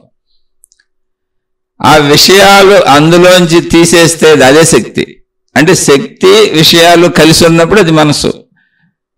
అదే శక్తి కూడా అక్కడే ఉంది. ఇప్పుడు అదే శక్తిని అదే మనసుతో ఆలోచిస్తూ వినియోగిస్తున్నప్పుడు నేను ఇది ఎలా కనుక్కోవాలి, ఇదేం చేయాలి, ఇప్పుడు ఎలా చేయాలి, దీనికి సొల్యూషన్ ఏంటి అనేటువంటి క్రిటికల్ సిచ్యుయేషన్స్ వస్తాయి మనకి. అంటే కాన్షియస్ మైండ్లో, సబ్ కాన్షియస్ మైండ్లో సమాధానం లేదు మన దగ్గర. ఇప్పుడు అన్కాన్షియస్ మైండ్ అంటే మన మైండ్ ఆగిపోయింది, ఏం చేయాలి తెలియట్లేదు, దాని దగ్గర సమాధానం లేదు. అన్కాన్షియస్ అంటే స్పృహ కోల్పోవటం కాదు, ఆన్సర్ లేదు, ఏం పుట్టడం లేదు, ఏం చేయాలో తెలియట్లేదు. కానీ తదేక శ్రద్ధతో దాని మీద దృష్టి పెట్టినప్పుడు అన్కాన్షియస్ మైండ్లోంచి ఆన్సర్ వస్తుంది. ఆన్సర్ ఖచ్చితంగా వస్తుంది. ఎందుకంటే మొత్తం విశ్వశక్తి నీ మనోశక్తి ఒకటే, నీ ప్రాణశక్తి ఒకటే. మొత్తం జ్ఞానం అందులోనే ఉంది. జ్ఞానం అదే. ఆ విశ్వశక్తి జ్ఞానం వేరువేరు కాదు, శక్తి జ్ఞానం ఒకటే. కాబట్టి నీకు అది జ్ఞానాన్ని అందిస్తుంది. అయితే అది నువ్వు భౌతిక పరమైనటువంటి విషయాల మీద వినియోగిస్తున్నావా, ఆధ్యాత్మిక పరమైన విషయాల మీద వినియోగిస్తున్నావా, మంచి విషయాల మీద వినియోగిస్తున్నావా, చెడ్డ విషయాల మీద వినియోగిస్తున్నావా అనేది నువ్వు వినియోగించే తీరుతెన్నుల మీద ఉంది. ఇప్పుడు చెడ్డ విషయాలు వినియోగించే వాళ్ళు ఉన్నారు. ఇప్పుడు అణుబాంబు కనుక్కున్నారు, తుపాకీలు కనుక్కున్నారు. అసలు మనుషులు ఇంతకుముందు మనిషి మల్ల యుద్ధ పోటీలు చేసేవాళ్ళు. తర్వాత కర్రలు గిర్రలతో కొట్టుకున్నారు, రాళ్ళు రప్పలతో కొట్టుకున్నారు, తర్వాత కత్తులు గుత్తులు తయారు చేసుకున్నారు. ఇప్పుడు బుల్లెట్లు, ఆఖరికి బాంబులు. మనిషి దగ్గరికి వెళ్ళక్కర్లేదు. అసలు ఇక్కడి నుంచి ఎక్కడ ఉన్నోడి మీద బాంబు వేసేయచ్చు, టార్గెట్ చేసి దేశాలు లేపేయచ్చు. ఇప్పుడు ఆఖరికి అణుబాంబులు కనుక్కున్నారు. ఇవన్నీ మళ్ళీ ఎక్కడ పుట్టినాయి? నీ అన్కాన్షియస్ మైండ్లోంచి, ఆ జ్ఞానంలోంచి, ఆ విజ్ఞానంలోంచి, నీ తర్క వితర్కంలోంచి, నీ అన్వేషణలోంచి పుట్టినాయి. అలాగే మంచివి కనుక్కున్నారు, రాకెట్లు ఎగరేశారు, విమానాలు ఎగరేశారు, మందులు కనుక్కున్నారు, అనేక రకాల ఆపరేషన్స్ చేస్తున్నారు. ఆఖరి గుండు తీసి మార్చి కొత్త గుండు పెట్టేస్తున్నారు, ఊపిరితిత్తులు తీసి కొత్త ఊపిరితిత్తులు పెట్టేస్తున్నారు, వేరే వాళ్ళే ఆ కిడ్నీలు మార్చేస్తున్నారు. ఎంత అద్భుతమైన సైన్స్ డెవలప్మెంట్ వచ్చిందో. ఇంకా ప్రాపంచిక వస్తువులు అయితే సెల్ ఫోన్లు, కంప్యూటర్లు, ల్యాప్టాప్లకి చెప్పడానికి లేదు, అనంతం. ఎప్పటికీ డెవలప్మెంట్ వెళ్తానే ఉంది. కానీ ఇదంతా ఎక్కడ పుడుతుంది? Unconscious mind. అన్కాన్షియస్ మైండ్ అంటే ఏంటి? నీకే తెలియని నీ అనంత శక్తిలోంచి పుడుతుంది. నీకు నీ శక్తి ఎంత తెలుస్తుంది మైండ్లో? మానసిక శక్తి అంటే నీకు జస్ట్ కాన్షియస్ మైండ్లో ఉంది, సబ్ కాన్షియస్ మైండ్లోనే ఉంది. కానీ అన్కాన్షియస్ మైండ్లో అనంత శక్తి ఉంది, విశ్వవ్యాపక శక్తి ఉంది. ఎవరైతే తన అన్కాన్షియస్ మైండ్ని జాగ్రత్తగా పరిశీలించగలుగుతారో అది అనంత ఆత్మశక్తికి దారి తీసుకుంటూ వెళ్ళిపోద్ది. ఎందుకంటే అదే విశ్వశక్తి. నేను అసలు ఈ శరీర పరిమితులను కాననేంత వరకు వెళ్ళిపోతావు. అయితే నువ్వు భౌతికతలో దాన్ని ఉపయోగించినప్పుడు భౌతిక ఆవిష్కరణలు మాత్రమే వస్తాయి. నువ్వు అదే మైండ్ని ఆధ్యాత్మికతలో వినియోగించినప్పుడు నువ్వు అనంత విశ్వవ్యాపక చైతన్య శక్తివని శరీర భావం ఎగిరిపోద్ది. శరీరమే నాశనం అయిపోదు, పాడైపోదు, చచ్చిపోదు, కానీ నీ భావం అనంతత్వంలోకి వెళ్ళిపోద్ది, శరీరం అక్కడే ఉంటుంది, అద్భుతంగా వెళ్ళిపోద్ది. దీన్నే మహాత్ములు కనుగొని మనసుకున్నటువంటి పవర్ని చెప్పారంటే మనసు వేరు ప్రాణశక్తి వేరు కాదు. మళ్ళీ చెబుతున్నా, మనసులో విషయాలు గుర్తున్నప్పుడు అది మనసు, ప్రాణశక్తిలో విషయాలు గుర్తున్నప్పుడు అది మనసు. విషయాలను అంటుకున్న ప్రాణశక్తి, ప్రాణశక్తిని అంటుకున్న విషయాలు కలిస్తే మనసు, కానీ అక్కడ ఉంది ప్రాణశక్తి. కాబట్టి మనసు శక్తి స్వరూపమే, కాదు విషయాలతో కూడుకొని ఉందంటే. అది గ్రహించిన మహాత్ములు మన ఏవ మనుష్యానాం కారణం బంధ మోక్షయో అని చెప్పారు. మానవునికి బంధమునకు గాని అంటే దుఃఖమునకు హేతువైనటువంటి చెడుకు గాని, మోక్షము మోక్షయో, మోక్షం అంటే హాయి సంతోషము ఆనందమునకు కారణమైన మంచికి గాని, ఈ రెండింటికి అతీతముగా మోక్షం అంటే నేను అనంత ఆత్మశక్తిని అన్న ఎరుకకు గాని మనస్సే కారణము అని చెప్పారు. ఈ మనసును నువ్వు ఎటువైపు నడుపుతావు అది. అందుకని అన్కాన్షియస్ మైండ్లోకి ఎవరు వెళ్ళగలుగుతారో, ఇప్పుడు వెళ్ళటం అంటే ఏంటి? ఏం లేదు, రోజు చెప్పుకునేదాన్ని మైండ్ పరంగా చెప్పుకుంటున్నాం. కాన్షియస్నెస్ అని అడిగారు కాబట్టి ఊరినే అలా చెప్పుకుంటూ వస్తున్నాం. విషయం రోజు చెప్పుకునేదే, రోజు శీర్షికల్లో ఉండేదే. కొంచెం వెరైటీ మారిందంటే పదాలు మారినాయి, పేర్లు మారినాయి అంతే. ఇప్పుడు అన్కాన్షియస్ మైండ్లోకి ఎలా వెళ్ళాలి? ముందు ఇప్పుడు మనకు తెలుస్తుంది ఏంటి? Conscious mind. నేను స్పృహలో ఉన్నాను, మేల్కొని ఉన్నాను, ఓకే. ఎప్పుడు తెలుస్తుంది? నేను చెబుతున్నా, మీరు వింటున్నారు, మన అందరం కాన్షియస్ మైండ్లో ఉన్నాం. సబ్ కాన్షియస్ మైండ్ ఏంటి? మధ్యాహ్నం ఏం చేద్దాం, సాయంత్రం ఏం చేద్దాం, రేపు ఏం చేద్దాం, ఎల్లుండి ఏం చేద్దాం అని మనకు తెలిసిన విషయాలన్నీ, మనకు తెలిసిన విషయాలన్నీ సబ్ కాన్షియస్ మైండ్. ఇప్పుడు ఏం చేద్దాం? కాన్షియస్ మైండ్లోంచి అంటే తెలుస్తున్న మనసులోంచి తెలిసి ఉన్న మనసులోకి వెళ్దాం, సబ్ కాన్షియస్ మైండ్లోకి. తెలుస్తున్న మనసు అంటే ప్రజెంట్, ఇప్పుడు చేస్తున్నది. ఇప్పుడు నేను ఇలా కూర్చున్నాను, నేను నాకు తెలుస్తున్నాను, ప్రజెంట్ మైండ్. ఇందులో నుంచి నేను మధ్యాహ్నం ఏదో చేయాలి, రేపు ఏదో చేయాలి, ఎల్లుండి ఏదో చేయాలి, నాకు తెలిసిన విషయాలన్నీ ఉన్నాయి, ఆ మైండ్లోకి వెళ్ళిపోదాం, వెనక్కి వెళ్దాం. అదే ధ్యానము, అదే తపస్సు. అలా కూర్చొని జస్ట్ లోపలికి వెళ్తే అయిపోయింది, సబ్ కాన్షియస్ మైండ్లోకి వెళ్ళిపోయాం. సబ్ కాన్షియస్ మైండ్లోకి కళ్ళు మూసుకొని అలా లోపలికి వెళ్ళగానే, అంటే మన ధ్యాసను లోపలికి మరల్చగానే, అసలు కళ్ళు మూయగానే లోపలికి వెళ్ళిపోద్ది ధ్యాస. ఎవరికైనా మీరు ట్రై కూడా చేయక్కర్లేదు. అప్పుడు మీకు తెలిసేవి, నాకు తెలిసేవి విషయాలన్నీ కూడా సబ్ కాన్షియస్ మైండ్. అంటే మైండ్లో మొత్తం తెలిసిన విషయాలు ఏమున్నాయో అవన్నీ కదులుతూ ఉంటాయి. అంటే ధ్యానంలో మనం కూర్చున్నప్పుడు ఏమీ చేయకుండా అలా గమనిస్తూ ఉంటే మనకు తెలుస్తున్న విషయాలన్నీ సబ్ కాన్షియస్ మైండ్. అది సబ్ కాన్షియస్ మైండ్. అలా కూర్చుంటే నీకు అన్ని పైకి వచ్చి ఎగిసి తెలుస్తూ ఉంటాయి. కళ్ళు మూసుకొని కూర్చుండి అలా ధ్యానంలో, అలా నీకు తెలియబడేదంతా సబ్ కాన్షియస్ మైండ్. విషయాలన్నీ తెలుస్తూ ఉంటాయి. భయాలు ఉండొచ్చు, దుఃఖాలు ఉండొచ్చు, బాధలు ఉండొచ్చు, ఇష్టాలు ఉండొచ్చు, ఆనందాలు ఉండొచ్చు, సంతోషాలు ఉండొచ్చు, కష్టాలు ఉండొచ్చు, కోరికలు ఉండొచ్చు, ఏదైనా ఉండొచ్చు. నీకు తెలియబడుతున్న ఇవన్నీ సబ్ కాన్షియస్ మైండ్. ఇప్పుడు ఆ సబ్ కాన్షియస్ మైండ్ని పట్టుకొని దాని మూలానికి వస్తే నీకు తెలియని అన్కాన్షియస్ మైండ్ ఉంది అక్కడ. ఆ మనోమూలంలో ఏముంది? Unconscious mind. దానికి కాన్షియస్నెస్ లేదు దానికి. అంటే దానికి ఇంట్లో తెలిసిన విషయాలు లేవు, నీకు తెలిసిన విషయాలు ఏమీ లేవు. మొత్తం నీకు తెలియంది అనంతంగా ఉంది అక్కడ. నీకు తెలిసింది చాలా పరిమితం. ఆ అన్కాన్షియస్ మైండ్లోకి వెళ్ళినప్పుడు, ధ్యానంలో తపస్సులో మనిషి అన్కాన్షియస్ మైండ్లోకి వెళ్ళినప్పుడు విషయాలను మర్చిపోతాడు. నేను ధ్యానంలో ఒక చక్కటి స్థితికి చేరాను అని మీకు గుర్తు ఏంటంటే ఒకటే, శరీర భావన ఉండదు, విషయ భావన ఉండదు, కానీ మీరు స్థిరంగా కూర్చొని ఉంటారు, ఏ ఎరుక ఉండదు. అంటే నిద్రాస్థితిలో ఎలా ఉంటారో, నిద్రాస్థితిలో అన్కాన్షియస్ మైండ్కి వెళ్తున్నాం మనం. నిద్రాస్థితి అంతే, ఎలా ఉంటారో అలా ఉంటారు. ఎందుకని ఇది మైండ్ అని అంటున్నాం కానీ unconscious mind, sub conscious mind, conscious mind అని అంటున్నాం కానీ యాక్చువల్గా మైండ్ అంటే విషయములు గుర్తుపెట్టుకున్న మనసు అంతే. అది రెండు స్థితుల్లో చెప్పుకుంటున్నాం. కాన్షియస్ మైండ్ అంటే ప్రస్తుతం పనిచేస్తున్న మనసు, సబ్ కాన్షియస్ మైండ్ అంటే గుర్తున్న విషయాలన్నీ. కానీ మైండ్ అనేది ఏంటి? యాక్చువల్గా ప్రాణశక్తి. ప్రాణశక్తిలో విషయాలు ప్రింట్ అయినాయి. ఆ ప్రింట్ అయిన విషయాల ఉన్న భాగాన్నే మైండ్ అంటున్నాం. కానీ ఆ మైండ్ మూలానికి వెళ్తే ఏమైంది? అన్కాన్షియస్ మైండ్ ఉంది, అదే ప్రాణశక్తి. ఇప్పుడు నా ప్రాణశక్తిలోకి వెళ్ళిపోయాను, అక్కడ విషయాలు లేవు.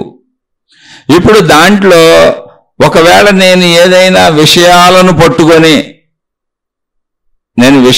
పట్టుకొని అన్కాన్షియస్ మైండ్లోకి వెళ్లకుండా, కానీ నాకు తెలియదు ఈ విషయాన్ని ఏం చేయాలి, ఎలా చేయాలో తెలియదు, దాన్నే పట్టుకొని పదే పదే ఆలోచించుకుంటూ ఎలా చేయాలని దాని మీదే శ్రద్ధ పెట్టినప్పుడు నా అన్కాన్షియస్ మైండ్లోంచి ఆన్సర్ వస్తుంది. అలా కనుక్కున్నవే భూమి మీద ఉన్న మొత్తం ఆవిష్కరణలన్నీ. ఎవరికాళ్ళకి స్ఫురిస్తుంది చూడండి, స్ఫురణ అంటారు. మనిషికి ఒక స్ఫురణలాగా వస్తుంది చూడండి, ఇంట్యూషను స్ఫురణ అంటాం. అదంతా సబ్ కాన్షియస్ మైండ్లోంచి వస్తుంది. అలా ఆవిష్కరణ. అదే నువ్వు అసలు ఈ భౌతిక ఆవిష్కరణల మీద ఏమీ పెట్టకుండా సబ్ కాన్షియస్ మైండ్లోకి నుంచి అన్కాన్షియస్ మైండ్లోకి వెళ్ళిపోయి అలా స్థిరంగా అందులోనే స్థిరపడిపోతే ఆ అన్కాన్షియస్ మైండ్ ఏమవుద్దంటే నీకు కాన్షియస్నెస్గా తయారైపోద్ది. మొత్తం కాన్షియస్నెస్గా తయారైపోద్ది, చేతనగా తయారైపోద్ది. నీకు మొత్తం ఎరుకలోకి అనుభవంలోకి వచ్చేస్తుంది. కానీ అక్కడ విషయాలు ఉండవు కనుక అది ఎరుక, చైతన్యము, స్పృహ, కాన్షియస్నెస్, అవేర్నెస్ అనే పేరుతో పిలువబడే ఒక స్థితి అంతే. ఎందుకని విషయాలు లేవు అక్కడ. విషయాలు ఉంటే సబ్ కాన్షియస్, విషయాలుంటే కాన్షియస్. ఇప్పుడు అది కాన్షియస్నెస్ అంటే విషయాలు లేనటువంటి చైతన్యత. అన్కాన్షియస్నెస్లోకి నువ్వు వెళ్ళి స్థిరపడితే జరిగేది ఇది. దాన్నే మనం అనంత ఆత్మశక్తి, ప్రాణశక్తి అని రోజు చెప్పుకుంటున్నాం. అది ఇక్కడ conscious mind, sub conscious mind, unconscious mind అంటున్నారు, అంతే, ఏం లేదు.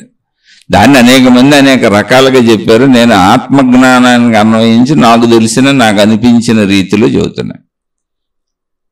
మైండ్ ఎంతవరకు అంటే కాన్షియస్ మైండ్. ఇప్పుడు స్పృహలో ఉన్నదంటే నాకు తెలిసినది అన్నప్పుడు నేను శరీరము, నేను ఇవన్నీ నాకు తెలుస్తున్నాయి, ప్రపంచం తెలుస్తుంది.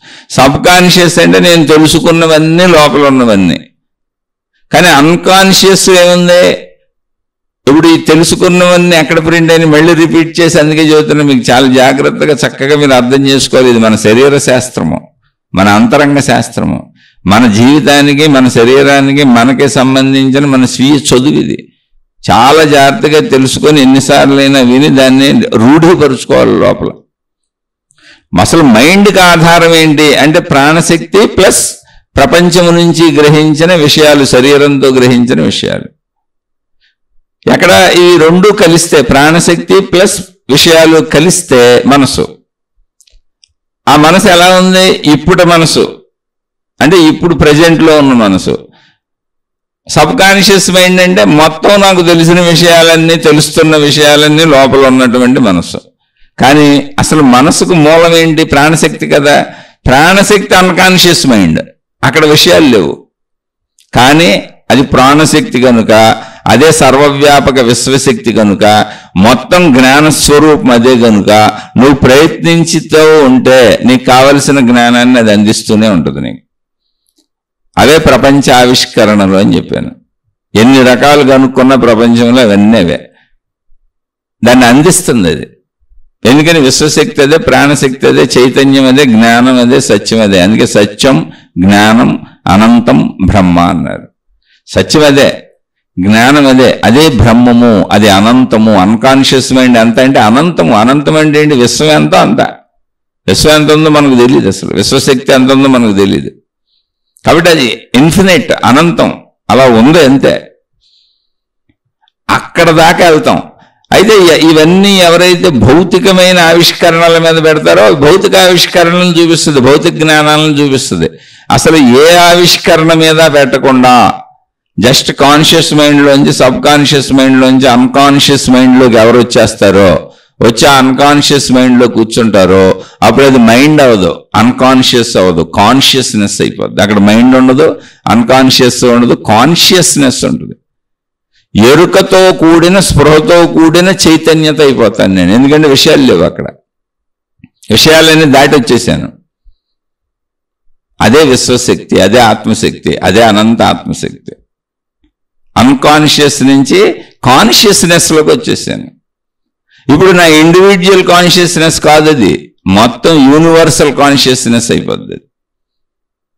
మళ్ళీ నేను ఎప్పుడైతే యూనివర్సల్ అంటే అన్కాన్షియస్ స్టేజ్లోకి వెళ్ళి యూనివర్సల్ కాన్షియస్నెస్ని అనుభవం పొంది అనంత ఆత్మశక్తిని అనుభవం పొంది, అంటే విషయాలు లేని మనసులో కూర్చొని ప్రాణశక్తిలో కూర్చొని మళ్ళీ పైకి విషయాలున్న మనసులోకి ఎప్పుడు వచ్చానో అప్పుడు నాకు ఇండివిజువల్ కాన్షియస్నెస్ అవుతుంది అది.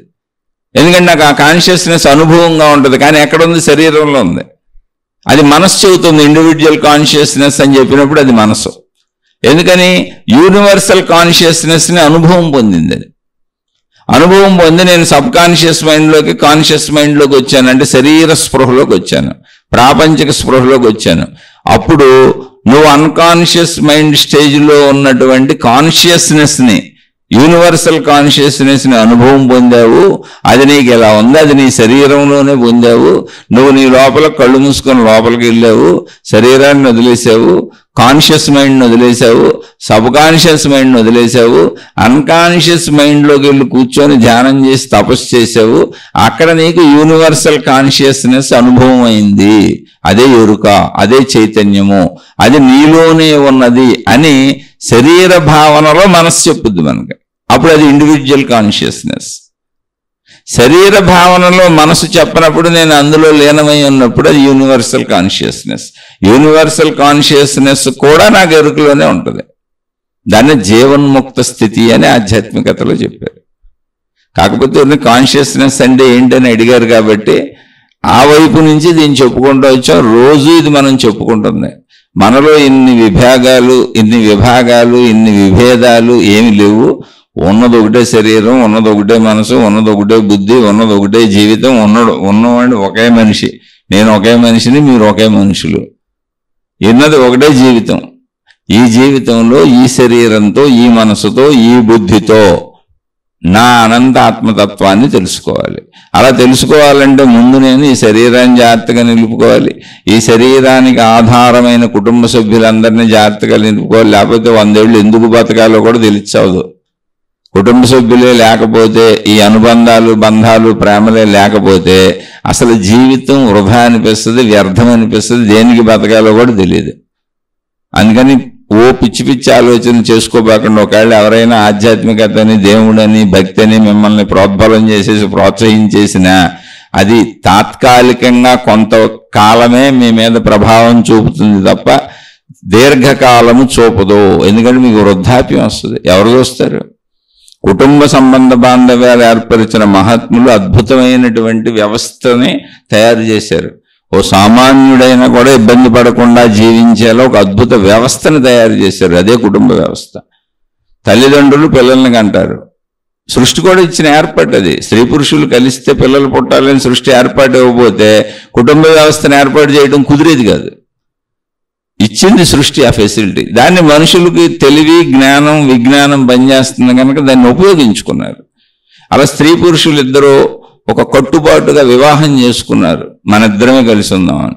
ఆ ఇద్దరూ కలిసి ఉంటూ వాళ్ళు పిల్లల్ని కన్నారు. ఇప్పుడు వాళ్ళు తల్లిదండ్రులు అయ్యారు. తల్లిదండ్రులు పిల్లల్ని పెంచుకుంటూ వచ్చారు. ఇప్పుడు పిల్లలు యవ్వనంలోకి వచ్చారు. వాళ్ళు యవ్వనంలోకి వచ్చి వాళ్ళకి ఆర్థిక స్థితిగతులు వచ్చి వాళ్ళకి జ్ఞానం పెరిగి వాళ్ళంతటా వాళ్ళు బతికే స్థాయి వచ్చే వరకు తల్లిదండ్రుల యొక్క ఆర్థిక స్థితితో, తల్లిదండ్రుల జ్ఞాన సహకారంతో, తల్లిదండ్రుల సంపూర్ణ సహకారాలతో పిల్లలు పెరిగారు. బాగుంది, కరెక్ట్, బ్రహ్మాండంగా ఉంది. లైఫ్ ఎలాగే వెళ్ళాలి. తర్వాత పిల్లలు మళ్ళీ వివాహాలు చేసుకున్నారు. వాళ్ళు మళ్ళీ భార్యాభర్తలు అయ్యారు. వాళ్ళు తమ సొంత గృహాన్ని నిర్మించుకున్నారు. భార్యాభర్తలు అవగానే సొంత గృహస్థ అయినట్టు ఇల్లు కట్టుకుంటేని కాదు. అక్కడి నుంచి వాళ్ళు మళ్ళీ పిల్లల్ని కన్నారు. వాళ్ళు వాళ్ళ పిల్లల్ని పెంచుకుంటూ సాగుతున్న క్రమంలో తమను కని పెంచిన తల్లిదండ్రులు వృద్ధులయ్యారు. ఇక్కడ ఉంది అసలు కీలకం అంతా. వృద్ధులయ్యారు, శక్తిహీనతకు గురయ్యారు, పని చేయలేకపోతున్నారు, కంటి చూపు తగ్గిపోయింది, చెవి వినికిడి తగ్గిపోయింది, శారీరక శక్తి తగ్గిపోయింది, పళ్ళు ఊడిపోతున్నాయి, గట్టిగా నడవలేకపోతున్నారు. అసలు వాళ్ళ కాలకృత్యాలు వాళ్ళు తీర్చుకోవడమే వాళ్ళకి కష్టంగా ఉంది. తిన్నదేది సరిపట్టలేదు, అరగటలేదు, అనారోగ్యాలు పాలవుతున్నారు. ఇప్పుడు మరణం వరకు ఇలా చాలా కాలం జీవిస్తారు వీళ్ళు ఈ వృద్ధాప్యంలో. తమకు తామే సాయం చేసుకోలేని స్థితి వృద్ధాప్యం. పసిబిడ్డల్ని తల్లిదండ్రులు ఎలా పెంచారో అలా వృద్ధులైన తల్లిదండ్రుల్ని మళ్ళీ బిడ్డలు చూడవలసిన అవసరం ఉన్న స్థితి అది వృద్ధాప్యం. అప్పుడు ఈ పిల్లలు మమ్మల్ని తల్లిదండ్రులు పెంచారు ఇంత వయసు వరకు అన్న కృతజ్ఞతతో తల్లిదండ్రులు మరణించే వరకు వాళ్ళని తిరిగి వీళ్ళు చూడాలి. ఇది బాధ్యతలు అని కుటుంబ వ్యవస్థను ఏర్పాటు చేశారు. కనుక మీరు ఇప్పుడు ఎవరో దేవుడు అన్నారు, మతం అన్నారు, రక్షిస్తారన్నారు, గురువు అన్నారు, మాతాజీ అన్నారు వెళ్ళిపోయారు అనుకోండి, మీరు కుటుంబాలు వదిలిపెట్టి మీ వాళ్ళని సరిగ్గా చూడక మీ ఇష్టం వచ్చినట్టు బతికేసి రోడ్ల మీద తిరిగేసి ఈ ప్రచారాలని ఆ ప్రచారాలని లేకపోతే ఏదో అని వెళ్ళిపోయారు అనుకోండి, మీ వృద్ధాప్యంలో మీ పరిస్థితి ఏంటి? లేదండి మాకు సంస్థలు ఉన్నాయి, మా సంస్థలో చూస్తారు, వాళ్ళు రక్షిస్తారు, పర్వాలేదు, నేను బోల్డ్ మంది శిష్యుల్ని పోగు చేసుకున్నాను, బోల్డ్ ధనం పోగు చేసుకున్నాను, బోల్డ్ డబ్బులు దాచుకున్నాను, మా శిష్యులు సేవలు చేస్తారు, బతకడానికి లోటు లేదు అన్నోళ్ళకి పర్వాలేదు. మామూలు వాళ్ళందరి పరిస్థితి ఏంటి? నిన్నెవరు బతికిస్తారు? ఆ సంస్థ చూస్తుందని నమ్ముతూ వెళ్తే రేపు చూడకపోతే, అలా చూసేవాళ్ళు నీకంటే ముందు చనిపోతే, ఇలాంటి ప్రమాదాలు చాలా ఉంటాయి. నీ కుటుంబ వ్యవస్థలో నువ్వు ఉండి నిన్ను నువ్వు తెలుసుకుంటమే ఆధ్యాత్మికత, అంతకంటే ఏమీ లేదు. ఊరినే దానికోసం బోళ్ళు పుట్టిన ఈ మతాలు, మార్గాలు, దేవుళ్ళు, విధానాలు, సంస్థలు నిన్ను నీకు తెలియజెప్పడానికి, నిన్ను మంచి మార్గంలో నడిపించడానికి పుట్టినాయి. అందుకని వృద్ధాప్యాన్ని మర్చిపోబాకండి ఎవరు. ఇక్కడ మనిషికి మనిషి చాలా అవసరం, మనిషికి మనిషితోడు చాలా అవసరం. మీరు నిజంగా మాట్లాడితే దేవుడి తోడు లేకపోయినా మనం బతకొచ్చు. ఎందుకంటే దేవుడి తోడు మనకి ఎక్కడా లేదు, మనోభావనలో తప్ప మనకి ఏ దేవుడు కనపట్లా. నిత్యము మనకి దేవుళ్ళు ఎవరయ్యా అంటే తల్లిదండ్రులు. పుట్టిన బిడ్డలకి దేవుళ్ళు తల్లిదండ్రులు. మాతృదేవోభవ పితృదేవోభవ అని పెట్టారు. దేవుడు ఎక్కడో ఉన్నాడని చెప్పలే అసలు మన పూర్వీకులు. మొట్టమొదటి దేవుడు దేవత ఎవరయ్యా అంటే మాతృదేవోభవ, నీ తల్లే మొదటి దేవత. పితృదేవోభవ, నీ తండ్రే రెండవ దేవుడు అని చెప్పారు. ఆచార్య దేవోభవ అంటే నీకు విద్యాబుద్ధులు నేర్పేటువంటి, జ్ఞానాన్ని అందించేటువంటి, అంటే ప్రపంచంలో ఎలా బతకాలి, ఏం చేయాలి చెప్పేటువంటి వాళ్ళు తల్లిదండ్రులు కొన్ని చెబుతారు. బయట స్కూల్స్లో వాటిల్లో వాళ్ళు అంటే అలా నీకు సహాయపడే ప్రతి వాళ్ళు దేవుళ్ళే అని చెప్పారు. ఇక్కడ గురువు అని కాదు, అతిథి దేవోభవ. ఇంకా చెప్పుకుంటూ వెళ్ళారు ఆపలా అక్కడికే.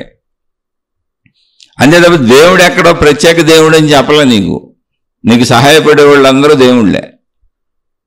అందుకని మీరు ఇప్పుడు ఏ దేవుడి కోసమో ఈ సహాయపడే దేవుళ్ళని వదిలేసి వెళ్ళిపోయారు అనుకోండి, మాతృదేవోభవనే, పితృదేవోభవనే, ఆచార్య దేవోభవనే వదిలేశారనుకోండి, మీ జీవితం ఏమైపోద్ది? అలాగే అతిథి దేవోభవ. ఇంక మిగిలిన వాళ్ళు మీకు సహకరించే అందరూ. అలాగే జీవిత భాగస్వామికి వచ్చేటప్పటికి మళ్ళీ బోల్డ్ చెప్పారు. భోజ్యేషు మాత, శయనేషు రంభ, కార్యేషు దాసి, కరణేషు మంత్రి. అంటే స్త్రీకని కాదు, పురుషులకైనా ఇంతే, అందరికీ ఇంతే. ఇప్పుడు ఇవన్నీ లేకపోతే ఎలా బతుకుతావు నువ్వు? ఈ ప్రాక్టికాలిటీని నాశనం చేసుకోబాకండి. ఎవరో చెప్పిన 4 మాటలని, ఎవరో గబగబా చెప్పిన ఉపన్యాసాలు 4 వినేసి మీ జీవిత ప్రాక్టికాలిటీని పాడు చేసుకోబాకండి. జ్ఞానం అంటే మీ జీవిత ప్రాక్టికాలిటీని మీరు అర్థం చేసుకోవటం. నీ జీవితాంతం నీకు తోడుంటానని వచ్చిన వాళ్ళు నీ జీవిత భాగస్వామి. నీ గురువో, నీ దేవుడో, నీ మతమో నీ జీవితాంతం ఉండరో ఉన్నా నీకేమీ చేయరు. అక్కడ మతం ఏముంది? అసలు మతం భావన కదా, దేవుడు ఊహ కదా. ఈ గురువు బోధలు చేసి వెళ్ళిపోతాడు, మీరు గురువు చేస్తాడు పోనీ అనుకుంటే నేను గురువుని తక్కువ చేయట్లా. ఒక గురువుకి నీలాంటి శిష్యులు ఎంతమంది ఉన్నారు లెక్కే. అసలు నీకు గురువు ఒక్కడే, కానీ ఆ గురువుకి నీలాంటి శిష్యులు కోట్ల మంది కావాలి. ఇంకా కోట్ల మంది వచ్చినా ఇంకా పోగేసుకుంటే ఇంక తిరుగుతూనే ఉంటారు వీళ్ళు. సంస్థలు పెట్టి తిరిగేది ఎందుకు? నీ ఒక్కడి కోసమా? నాకు ఒక శిష్యురాలు చాలు, ఒక శిష్యుడు చాలు అన్న గురువు ఒక్కళ్ళైనా ఉన్నారు ఈ ప్రపంచంలో? ఒక్క భార్య ఉంటుంది, ఒక్క భర్తే ఉంటాడు. పిల్లలకంటే మనం ఒకళ్ళ 2 పిల్లలు ఉంటారు, తల్లిదండ్రులు ఒక్కళ్ళే ఉంటారు. ఎవరికి వాళ్ళు కుటుంబ సంబంధ బాంధవ్యాలు చూడండి, వాళ్ళ పరిధి ఒక్కళ్ళకే ఉంటుంది. వాళ్ళు నీ జీవితం మొత్తం ఉంటారు. నువ్వు గురువు అని ఊరికనే అనుకుంటున్నావు తప్ప, నువ్వు దేవుడు అని ఊరికనే అనుకుంటున్నావు తప్ప, అసలు ఆ దేవుడు కనపడ్డా ఆ దేవుడికి కోట్ల మంది ఉంటారు భక్తులు. నిన్ను ఒక్కడనే చూస్తాడే, కోట్ల మందిని చూస్తాడా? నేను దేవుడిని అవమానపరచట్లా, నీ ఆలోచన పెంచుకోమని చెబుతున్నా. నీ జీవితం నీ చేతుల్లోనే ఉందని చెబుతున్నా. ఏ దేవుడు నీ జీవితాన్ని తెచ్చి నా చేతిలో పెట్టి నాకు అంకితం చేయమని చెప్పలే అసలు ఎవరు. అలా చెప్పితే నమ్మకండి అంటున్నా. అలాగే ఇప్పుడు గురువు ఉన్నాడు, గురువు గొప్పవాడే కాదంటలే నేను. గురువు గురించి అబ్బో అద్భుతమైన గ్రంథాలు ఉన్నాయి, నేను చెప్పగలను, నేను చదివాను. కానీ ఇక్కడ ఒక ప్రాక్టికాలిటీ ఉంది. గురువు నీకొక్కడే, కానీ గురువుకు నీలాంటి వాళ్ళు ఎంతమంది అది చెప్పు. కోట్ల సమూహాలని, లక్షల సమూహాలని, వేల సమూహాలని తయారు చేసేసుకునే గురువులు అసలు నీకు సంవత్సరంలో ఒక నిమిషం టైం నీకు కేటాయించగలరా? ఊరికినే ఒక వేదిక మీద కూర్చొని 1,00,000 మందికో, 1,00,00,000 మందికో, 1000 మందికో చెప్పేసే ఒక ఉపన్యాసం నీకు ఎలా వర్తిస్తుంది అసలు? అందులో నువ్వు ఏరుకోవాలి పదాలు. కానీ నీ భార్య నీ కోసమే బతుకుద్ది, నీ భర్త నీ కోసమే బతుకుతాడు, నువ్వు నీ పిల్లలు, నీ తల్లిదండ్రులు నీ పిల్లల కోసమే బతుకుతారు, ఆ పిల్లలు ఆ తల్లిదండ్రులతోనే బతుకుతారు, నీ అన్నదమ్ములు, నీ అక్క చెల్లెళ్ళు, వీళ్ళంతా నీ కోసం వచ్చిన వాళ్ళు. ఇప్పుడు ఆ గురువుకి, ఆ దేవుడికి కోట్ల మంది కావాలి. ఆ కోట్ల మందికి వాళ్ళు చెబుతూ ఉంటారు. ఆ కోట్ల మందిలో నువ్వు ఒకడవే. అందులో వాక్యం నీకు దొరుకుద్దో సరిపోదో కూడా నీకు తెలీదు. కొట్టుకు చచ్చిపోతుంటావు నువ్వు ప్రాక్టికల్ లైఫ్లో. ఇప్పుడు అందరూ అలాగే ఉన్నారు. గురువుని గొప్పగా చెప్పుకోవచ్చు, కానీ ఏ గురువు నీతో ఉంటాడు చెప్పు? సంపూర్ణంగా నీతో ఉండే గురువు ఎవరో? గురువుని గౌరవిద్దాం. నాతోనే ఉండి నాకు నిత్యం అన్నీ చెబుతూ ఉంటే, నన్నే అనుసరిస్తూ ఉంటే, నా తండ్రిలో నా అంటే ఉంటే నేను ఖచ్చితంగా గౌరవించవచ్చు. కాదే వాళ్ళు బోల్డ్ మందిని పోగేసుకుంటారు. నీలాంటి శిష్యులకు సమూహాలు కోట్ల మంది కావాలి. కోట్ల మందిలో నీకు చెప్పేది ఎంత? అసలు నీకు కేటాయించే టైం ఎంత? నీకు అర్థమైందో అర్థం లేదో అసలు తెలుసుకోని అని టైం వాళ్ళకుందా? అదే నీ తండ్రి తెలుసుకుంటాడు నువ్వు ఎలా బతుకుతున్నావు. నీకోసమే బతుకుతాడు, నీ గురించి సమస్తం తెలుసుకుంటాడు, నీకోసం సర్వస్వం ఏదైనా చేస్తానికి సిద్ధంగా ఉంటాడు. నీ భార్య నీ కోసం సమస్తం తెలుసుకుంటుంది, నీకోసం ఏం చేయడానికైనా సిద్ధంగా ఉంటుంది. నీ భర్త నీ కోసం సమస్తం తెలుసుకుంటాడు, నీకోసం ఏం చేయడానికైనా సిద్ధంగా ఉంటాడు. అలా నీకు సంబంధించిన సంబంధ బాంధవ్యాలన్నీ నిన్ను సమస్తం తెలుసుకుంటూ, సంపూర్ణంగా తెలుసుకుంటూ, నీకు అనుకూలంగా ఉండి నీకేం చేద్దామా అని ఎదురు చూస్తూ ఉంటారు. ఎక్కడైనా చిన్న ఘర్షణలు ఉండొచ్చు కుటుంబ సంబంధ బాంధవ్యాలు, అది కామన్, అది తీసి పక్కన పెట్టండి. విశ్లేషణకు చెబుతున్నా. నీ గురువు అసలు నీకు అర్థమైందా లేదా తెలుసుకునే టైం కూడా లేదు. నువ్వే నమ్ముకుంటూ వెళ్ళిపో, నువ్వే నన్ను పూజించుకుంటూ వెళ్ళిపో. మీరు కావాలంటే నా ఫోటోలు కొనుక్కోండి, నేను మీకు దొరకను, నా ఫోటోలు మీ ఇళ్లలో పెట్టుకోండి, నా గురువు ఆ దేవుడు ఆ ఫోటోలు ఇచ్చిపోతూ ఉంటారు. అది నువ్వు తెచ్చుకుంటావు, వాళ్ళు ఇచ్చేదేముందో వాళ్ళు అమ్ముకుంటారు, నువ్వు కొనుక్కుంటావు. నీకు అసలు అర్థమైందా లేదా, తెలిసిందా లేదా, నువ్వు ఎలా జీవిస్తున్నావు, నీకు దుఃఖం ఉందా, నీకు సుఖం ఉందా, నిన్ను అడిగేవాడు ఎవడు? నిన్ను అడిగేవాళ్ళంతా నీ సొంత కుటుంబ సభ్యులే. నేను గురువులను వదిలేయమంటలా, మతాలను వదిలేయమంటలా, దేవుళ్ళని వదిలేయమంటలా. నీ కుటుంబ సభ్యుల్ని, నీ సొంత వాళ్ళని వదులుకోబాక. నీ భౌతిక జీవితం అని చెబుతుంటే వాళ్ళు భౌతిక జీవితం ఏదో తక్కువైంది, ఆధ్యాత్మిక జీవితం ఏదో గొప్పదని అస్సలు అనుకోబాక. ఆధ్యాత్మిక జీవితంలో నీకు దిక్కు లేదు, నిన్ను పట్టించుకునేవాడు లేడు. ఆధ్యాత్మికత అంటే నీ స్వీయ అంతరంగం, నిన్ను నువ్వే పట్టించుకోవాలి. కానీ భౌతిక జీవితంలో నీ తల్లిదండ్రులు పట్టించుకుంటారు, నీ జీవిత భాగస్వామి పట్టించుకుంటారు, నీ పిల్లలు పట్టించుకుంటారు, నీ అన్నదమ్ములు అక్క చెల్లెళ్ళు పట్టించుకుంటారు, నీ స్నేహితులు పట్టించుకుంటారు. భౌతిక జీవితంలో నిన్ను పట్టించుకునే సంబంధ బాంధవ్యాలు బోల్డ్ ఉంటాయి, నీతో గడిపేవి బోల్డ్ ఉంటాయి, నువ్వు బాగుండాలని కోరుకునే బోల్డ్ ఉంటాయి. ఆధ్యాత్మికత అంటే నిన్ను నువ్వు చూసుకోవటమే అంతే తప్ప బయట నీకు గురువులు, దేవుళ్ళు, మతాలు, మార్గాలు నీ కోసం ఉన్నవేమి లేదు. నువ్వు వాటి కోసం పనిచేయాలి. ఒకవేళ సంస్థలు ఉన్నాయనుకో, నిన్ను వాడుకుంటారు, నీ డబ్బు తీసుకుంటారు, నీ సేవలు తీసుకుంటారు, నిన్నాళ్ళు వాడుకుంటారు. కానీ వాళ్ళు నిన్ను ఏదో నీకు మేలు చేస్తున్నట్టు కనపడతారు, నీకు మేలు లేదు. ఉచిత ఆశీస్సులు నీకు అవి పనిచేస్తాయో తెలియదు, పని చేయవో తెలియదు. ఎందుకంటే అందులోకి వెళ్ళి ఇబ్బందులు పడుతున్నాళ్ళు, బాధలు పడుతున్నాళ్ళు, కష్టాలు పడుతున్నాళ్ళు, సస్తున్నాళ్ళు, బతుకుతున్నాళ్ళు అందరూ ఉన్నారు. ఎవరికి సంపూర్ణంగా కష్టాలు తీరలా. ఎందుకని చెబుతున్నానంటే ప్రపంచం మొత్తం ఏదో ఒక మతంతో ఉంది. ప్రపంచం మొత్తంలోని మనుషులందరూ, కుటుంబాలన్నీ ఏదో ఒక మతంతో, ఏదో ఒక దేవుడితో, ఏదో ఒక గురువుతో, ఏదో ఒక విధానంతో, ఏదో ఒక సాధనతో, ఏదో ఒక పద్ధతితో, కనీసం ఏదో ఒక నమస్కారం పెట్టి వాళ్ళు సాగుతున్న వాళ్ళే. మరి వీళ్ళందరూ బాధలతోనే ఉన్నారుగా. ప్రపంచం నిండా హాస్పిటల్ మునిగిపోయి ఉన్నాయి, ఎక్కడ పడితే అక్కడ హాస్పిటల్ జెండా, అసలు హాస్పిటల్లో ఖాళీ లేదు. ఇంక ప్రపంచం మొత్తం మోసాలు, హత్యలు, దోపిడీలు, దొంగతనాలు జరుగుతూనే ఉన్నాయి. మరి ఎవరు అయిపోయారు? ఏ గురువు అయిపోయాడు? ఏ దేవుడు అయిపోయాడు? ఏ మతం అయిపోయింది? పైగా చిత్రం ఏంటంటే మతాల పేరు మీద, దేవుళ్ళ పేరు మీద, గురువుల పేరు మీద కూడా కొట్టుకుంటున్నారు. ఇంకా వీళ్ళు ఆపకపోగా, ఈ దేవుళ్ళు, గురువులు, మతాలు ఆపకపోగా మళ్ళీ కొత్తగా ఈ మతాలు, దేవుళ్ళు, గురువుల పేరు మీద కొట్టుకోవటం వచ్చింది. అందుకని నేను మతాలు తప్పంట్లా, గురువులు తప్పంట్లా, దేవుళ్ళు తప్పంట్లా. నీ విఘ్నతను వాడుకో, నీ వాళ్ళని వదులుకోబాక, నీ భౌతిక జీవితం నాశనం చేసుకోబాక, నీ ధన సంపాదన నాశనం చేసుకోబాక. అదంతా బాగుంటే ఆ బాగున్న దాంట్లోంచి ఆధ్యాత్మికత ఏంటనే జ్ఞానాన్ని మాత్రమే వాళ్ళ దగ్గర నుంచి తెచ్చుకో. నువ్వు కేవలం మతం నుంచి జ్ఞానాన్ని తెచ్చుకో, మతాన్ని తెచ్చుకోబాక. నువ్వు మనిషివి, నీకు మతంతో పనేం లేదు. మనిషివి, ఆ మతంలో జ్ఞానం తెచ్చుకో.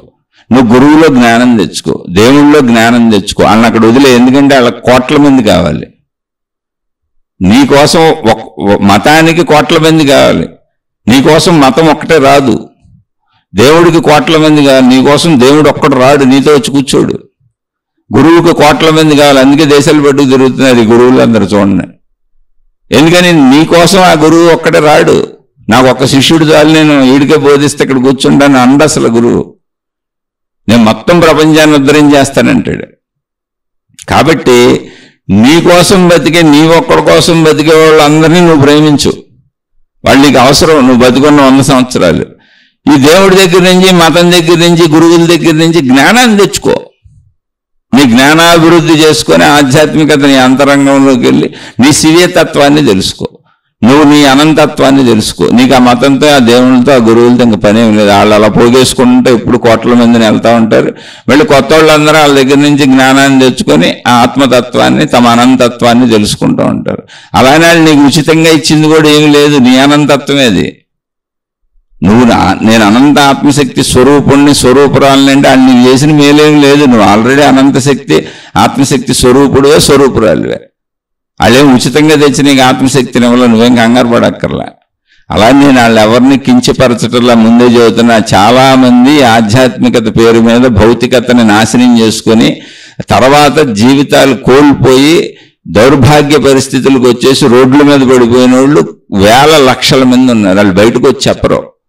ఈ ప్రచారకులు ఎప్పుడు ఆడంబరాలు, డాంబికాలు, గొప్పలు, మహిమలు, అద్భుతాలు చెబుతారు. నాశనం అయిపోయి మా దగ్గరకు వచ్చి ఎంతమంది నాశనం అయిపోయారు, మమ్మల్ని నమ్మి ఎంతమంది నాశనం అయిపోయారు, మమ్మల్ని అనుసరించి ఎంతమంది నాశనం అయిపోయారని ఎవడు చెబుతాడు? ఎవడు చెప్పడం.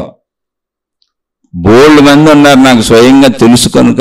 అంటే అది వాళ్ళ తప్పు కాదు. నువ్వు మూఢనమ్మకంతో వెళ్తున్నావు, నువ్వు మూఢాచారంతో వెళ్తున్నావు, నువ్వు మూఢ పద్ధతి పెట్టుకొని వెళ్తున్నావు, నువ్వు వివేకం లేకుండా వెళ్తున్నావు. నువ్వు నీ వాళ్ళని వదులుకోమని నీకు ఎవడు చెప్పాడు అసలు? నీ అన్నీ చక్కగా జాగ్రత్తగా పెట్టుకో, నీ సంపదలు జాగ్రత్తగా పెట్టుకో. నీ అన్నీ వదిలేసి నా దగ్గరికి రా అని చెప్పేవాళ్ళందరూ మోసగాళ్ళు, మోసగత్తులు. వాళ్ళని నమ్మకండి. అందుకని అసలు నీతో నిజమైన ఆధ్యాత్మికతకి ఎవరితోనూ పని ఉండదు. జ్ఞానానికి కేవలం జ్ఞానం. అది నీతో వాళ్ళకేం పని, నీ డబ్బుతో వాళ్ళకేం పని, నీ సేవలతో వాళ్ళకేం పని. అలాగే వాళ్ళతో నీకేం పని, జ్ఞానంతో పని. వాళ్ళు చెప్పిన జ్ఞానాన్ని విను. ఎంతోమంది మహాత్ములు చెప్పారు అసలు జ్ఞానం. యూట్యూబ్లో అలా పడి ఉంది, పుస్తకాల నిండా పడి ఉంది. కోటాను కోట్ల గ్రంథాలు ఉన్నాయి యూట్యూబ్లో, సోషల్ మీడియాలో కోటాను కోట్ల ప్రవచనాలు ఉన్నాయి. ఎవరు చదివితే మనకేంటి, చక్కగా అందులో జ్ఞానాన్ని తీసుకుందాం. మాస్టర్ ఎవరైతే మనకేంటండి, పాఠం అర్థం అవ్వాలి అంతే. ఏ స్కూల్లో చేరితే మనకేంటండి, పాఠం అర్థం అవ్వాలి, క్లాస్ పాస్ అవ్వాలి, ముందు క్లాస్కి వెళ్ళిపోవాలి. సత్యతని సత్యతగా తెలుసుకోండి. నేను ఎవరిని తక్కువ చేయట్లేదు, కానీ మిమ్మల్ని మీరు పోగొట్టుకోబాకండి. భౌతిక జీవితం పోగొట్టుకున్నారా, సర్వస్వము పోయినట్టే. అసలు ఆధ్యాత్మికత మీకు ఎప్పటికీ రాదు. అలా ఆధ్యాత్మికత పేరుతో, గురువుల పేరుతో, మతాల పేరుతో, మార్గాల పేరుతో, మూఢనమ్మకాలతో, మూఢాచారాలతో, విఘ్నత లేక భౌతిక జీవితాన్ని నాశనం చేసుకున్నటువంటి, పాడు చేసుకున్నటువంటి, దేనికి పనికి రాకుండా పోయినటువంటి కొంతమంది వ్యక్తులను చూసి నేను ప్రత్యేకంగా మీకు ఇది హెచ్చరికగా జాగ్రత్తగా ఉండమని చెబుతున్నా. అలానే అందరూ ఎందుకుంటారు, మంచివాళ్ళు ఉండబట్టి మనం ఇంకా మంచి చెప్పుకుంటున్నాం. కాబట్టి మంచివాళ్ళు చాలామంది ఉన్నారు, మనం ఆ మంచి మార్గంలో పోదాం. కానీ మీ భౌతికతే మీ ఆధ్యాత్మికతకి పునాది. మీరు బతికున్నంతకాలం మీ కుటుంబ సభ్యులు, మీ వాళ్ళు, మిమ్మల్ని చూసేవాళ్ళు, మీ ఆర్థిక స్థితిగతులు అన్నీ మీ వెంట ఉండాల్సిందే. ఏ గురువు మీకు డబ్బులు తెచ్చేవాడు ఆ గురువులకే డబ్బులు కావాలి. ఏ మతము మీకు డబ్బులు తెచ్చేవాడు ఆ మతానికే మీ డబ్బులు కావాలి. ఏ దేవుడు మీకు డబ్బులు తెచ్చేవాడు ఆ దేవుడికే మీ డబ్బులు కావాలి. మీరు ఎక్కడైనా చూడండి, మతాలు, దేవుళ్ళు, ప్రార్థనాలయాలు, గురువులు, మాతాజీలు అందరూ ప్రజల దగ్గర డబ్బులు తీసుకొని ప్రజల డబ్బుల మీద వాళ్ళు నిర్మించుకుని బతుకుతున్నారు. నేను తక్కువ చేయట్లా, తప్పు చేయట్లా, నేను తక్కువ చేయట్లా, నాకు వాళ్ళంటే చాలా గౌరవం ఉంది. కానీ నిజాన్ని నిజంగా అంగీకరించండి. వాళ్ళ దగ్గర అన్ని శక్తులు, అన్ని మహిమలు, అంత జ్ఞానం అన్నీ వాళ్ళ దగ్గరే ఉండే మీ డబ్బులు ఎందుకు, మీ సేవలు ఎందుకు? మినిమం కామన్ సెన్స్ ఉండొద్దు. అలాంటి డబ్బులు ఇవ్వండి, లాభాల కోసం ఇవ్వబాకండి. మీకు ప్రేమగా ఉంటే ఇవ్వండి. మీ అబ్బాయిని చూసినట్టు, మీ అమ్మాయిని చూసినట్టు, మీ అబ్బాయికి మా అమ్మాయికి ఎంత ఖర్చు పెట్టినట్టు మంచి పనులు చేస్తున్నారని ఆ మతంకో, ఆ దేవుడికో, ఆ గురువుకో మీకు నచ్చితే ఇవ్వండి. కానీ తిరిగి లాభం ఆశించి ఇవ్వబాకండి. ఏదో మేలు జరుగుద్దని ఇవ్వబాకండి, మీకేదో మహిమ జరుగుద్దని ఇవ్వబాకండి. అలాంటివి జరగవు అసలు. నిన్ను నువ్వే రక్షించుకోవాలి. కేవలం జ్ఞానం పొందు. ఆ జ్ఞానం ద్వారా నువ్వు నీలో చెడు పోగొట్టుకొని మంచిలోకి వచ్చి నీ అనంతత్వాన్ని నువ్వు తెలుసుకో. అది నీ సొంత హక్కు. నువ్వే నీ అనంతత్వం. నీ సొంత హక్కు నువ్వు తెలుసుకోవడానికి నీకు వచ్చిన గొడవ ఏముంది? నీకెవరో చేసే ఉపకారం ఏముంది? నువ్వే అనంత ఆత్మశక్తివి. కాబట్టి జాగ్రత్తగా మిమ్మల్ని మీరు నిలుపుకోండి. మీ భౌతికతే మీ ఆధ్యాత్మికతకు పునాది. భౌతిక సంబంధ బాంధవ్యాలను పాడు చేసుకోకండి, ఆర్థిక స్థితిగతులను పాడు చేసుకోబాకండి, సామాజిక స్థితిగతులను పాడు చేసుకోబాకండి. ఇవన్నీ జాగ్రత్తగా పెట్టుకుంటూ ఆధ్యాత్మిక జ్ఞానాన్ని సంపాదించుకోండి. ఆ జ్ఞానంతో మిమ్మల్ని మీరు మంచిలో నడుపుకోండి. మీ అనంతత్వాన్ని మీరు తెలుసుకోండి. కాన్షియస్నెస్ అంటే ఇంతే, ఇంకేం లేదు. నాకు తెలిసినంత, నాకు అనిపించినంత మీకు వివరించి చెప్పాను. శీర్షికని ఎక్కడో చోట ముగించాలి కాబట్టి ఇక్కడికి ముగిస్తున్నాను. ఒకవేళ మీకు ఇంకా అర్థం కాకపోతే, మీకు ఎక్కడ అర్థం కాలేదో, ఏం అర్థం కాలేదో క్లియర్గా చక్కగా మళ్ళీ ప్రశ్న రూపంలో అడగండి. తెలిస్తే చెప్పే ప్రయత్నం చేస్తాను. ఇది ఆధ్యాత్మిక చదువు, ఆత్మజ్ఞాన చదువుగా ఇలా చక్కగా వీలైనప్పుడల్లా రోజు చెప్పుకునే ప్రయత్నం చేద్దాం. ఇది ఆధ్యాత్మిక చదువు మననంగా దీన్ని చెప్పుకుంటున్నాం అంతే. ఎవరిని వాళ్లే ఉద్ధరించుకోవాలి. ఉద్ధరేది ఆత్మదాత్మానం. ఎవరిని వాళ్లే తెలుసుకోవాలి, ఎవరితో వాళ్లే మంచిగా ఉండాలి. మీరు మీతో మంచిగా ఉండాలి, మీ కుటుంబ సభ్యులతో మంచిగా ఉండాలి, చుట్టూ ఉన్న ప్రపంచంతో మంచిగా ఉండాలి. మిమ్మల్ని మీరు మంచి దారిలో నడుపుకోవాలి. మీ స్వీయ తత్వాన్ని మీరే తెలుసుకోవాలి. మీలో చెడు గుణాలు పోగొట్టుకొని మీరే మంచి గుణాలను అలవాటు చేసుకొని వాటిలో జీవించాలి. కాబట్టి చక్కగా అలా సాగటానికి అనువైన చెప్పుకుందాం. అలా మంచిగా సాగటానికి మీరు ప్రయత్నించండి. చెడు గుణాలు పోగొట్టుకోవడానికి ప్రయత్నించండి. ఒక రోజులో జరగకపోవచ్చు. ప్రయత్నిద్దాం, సాగుదాం.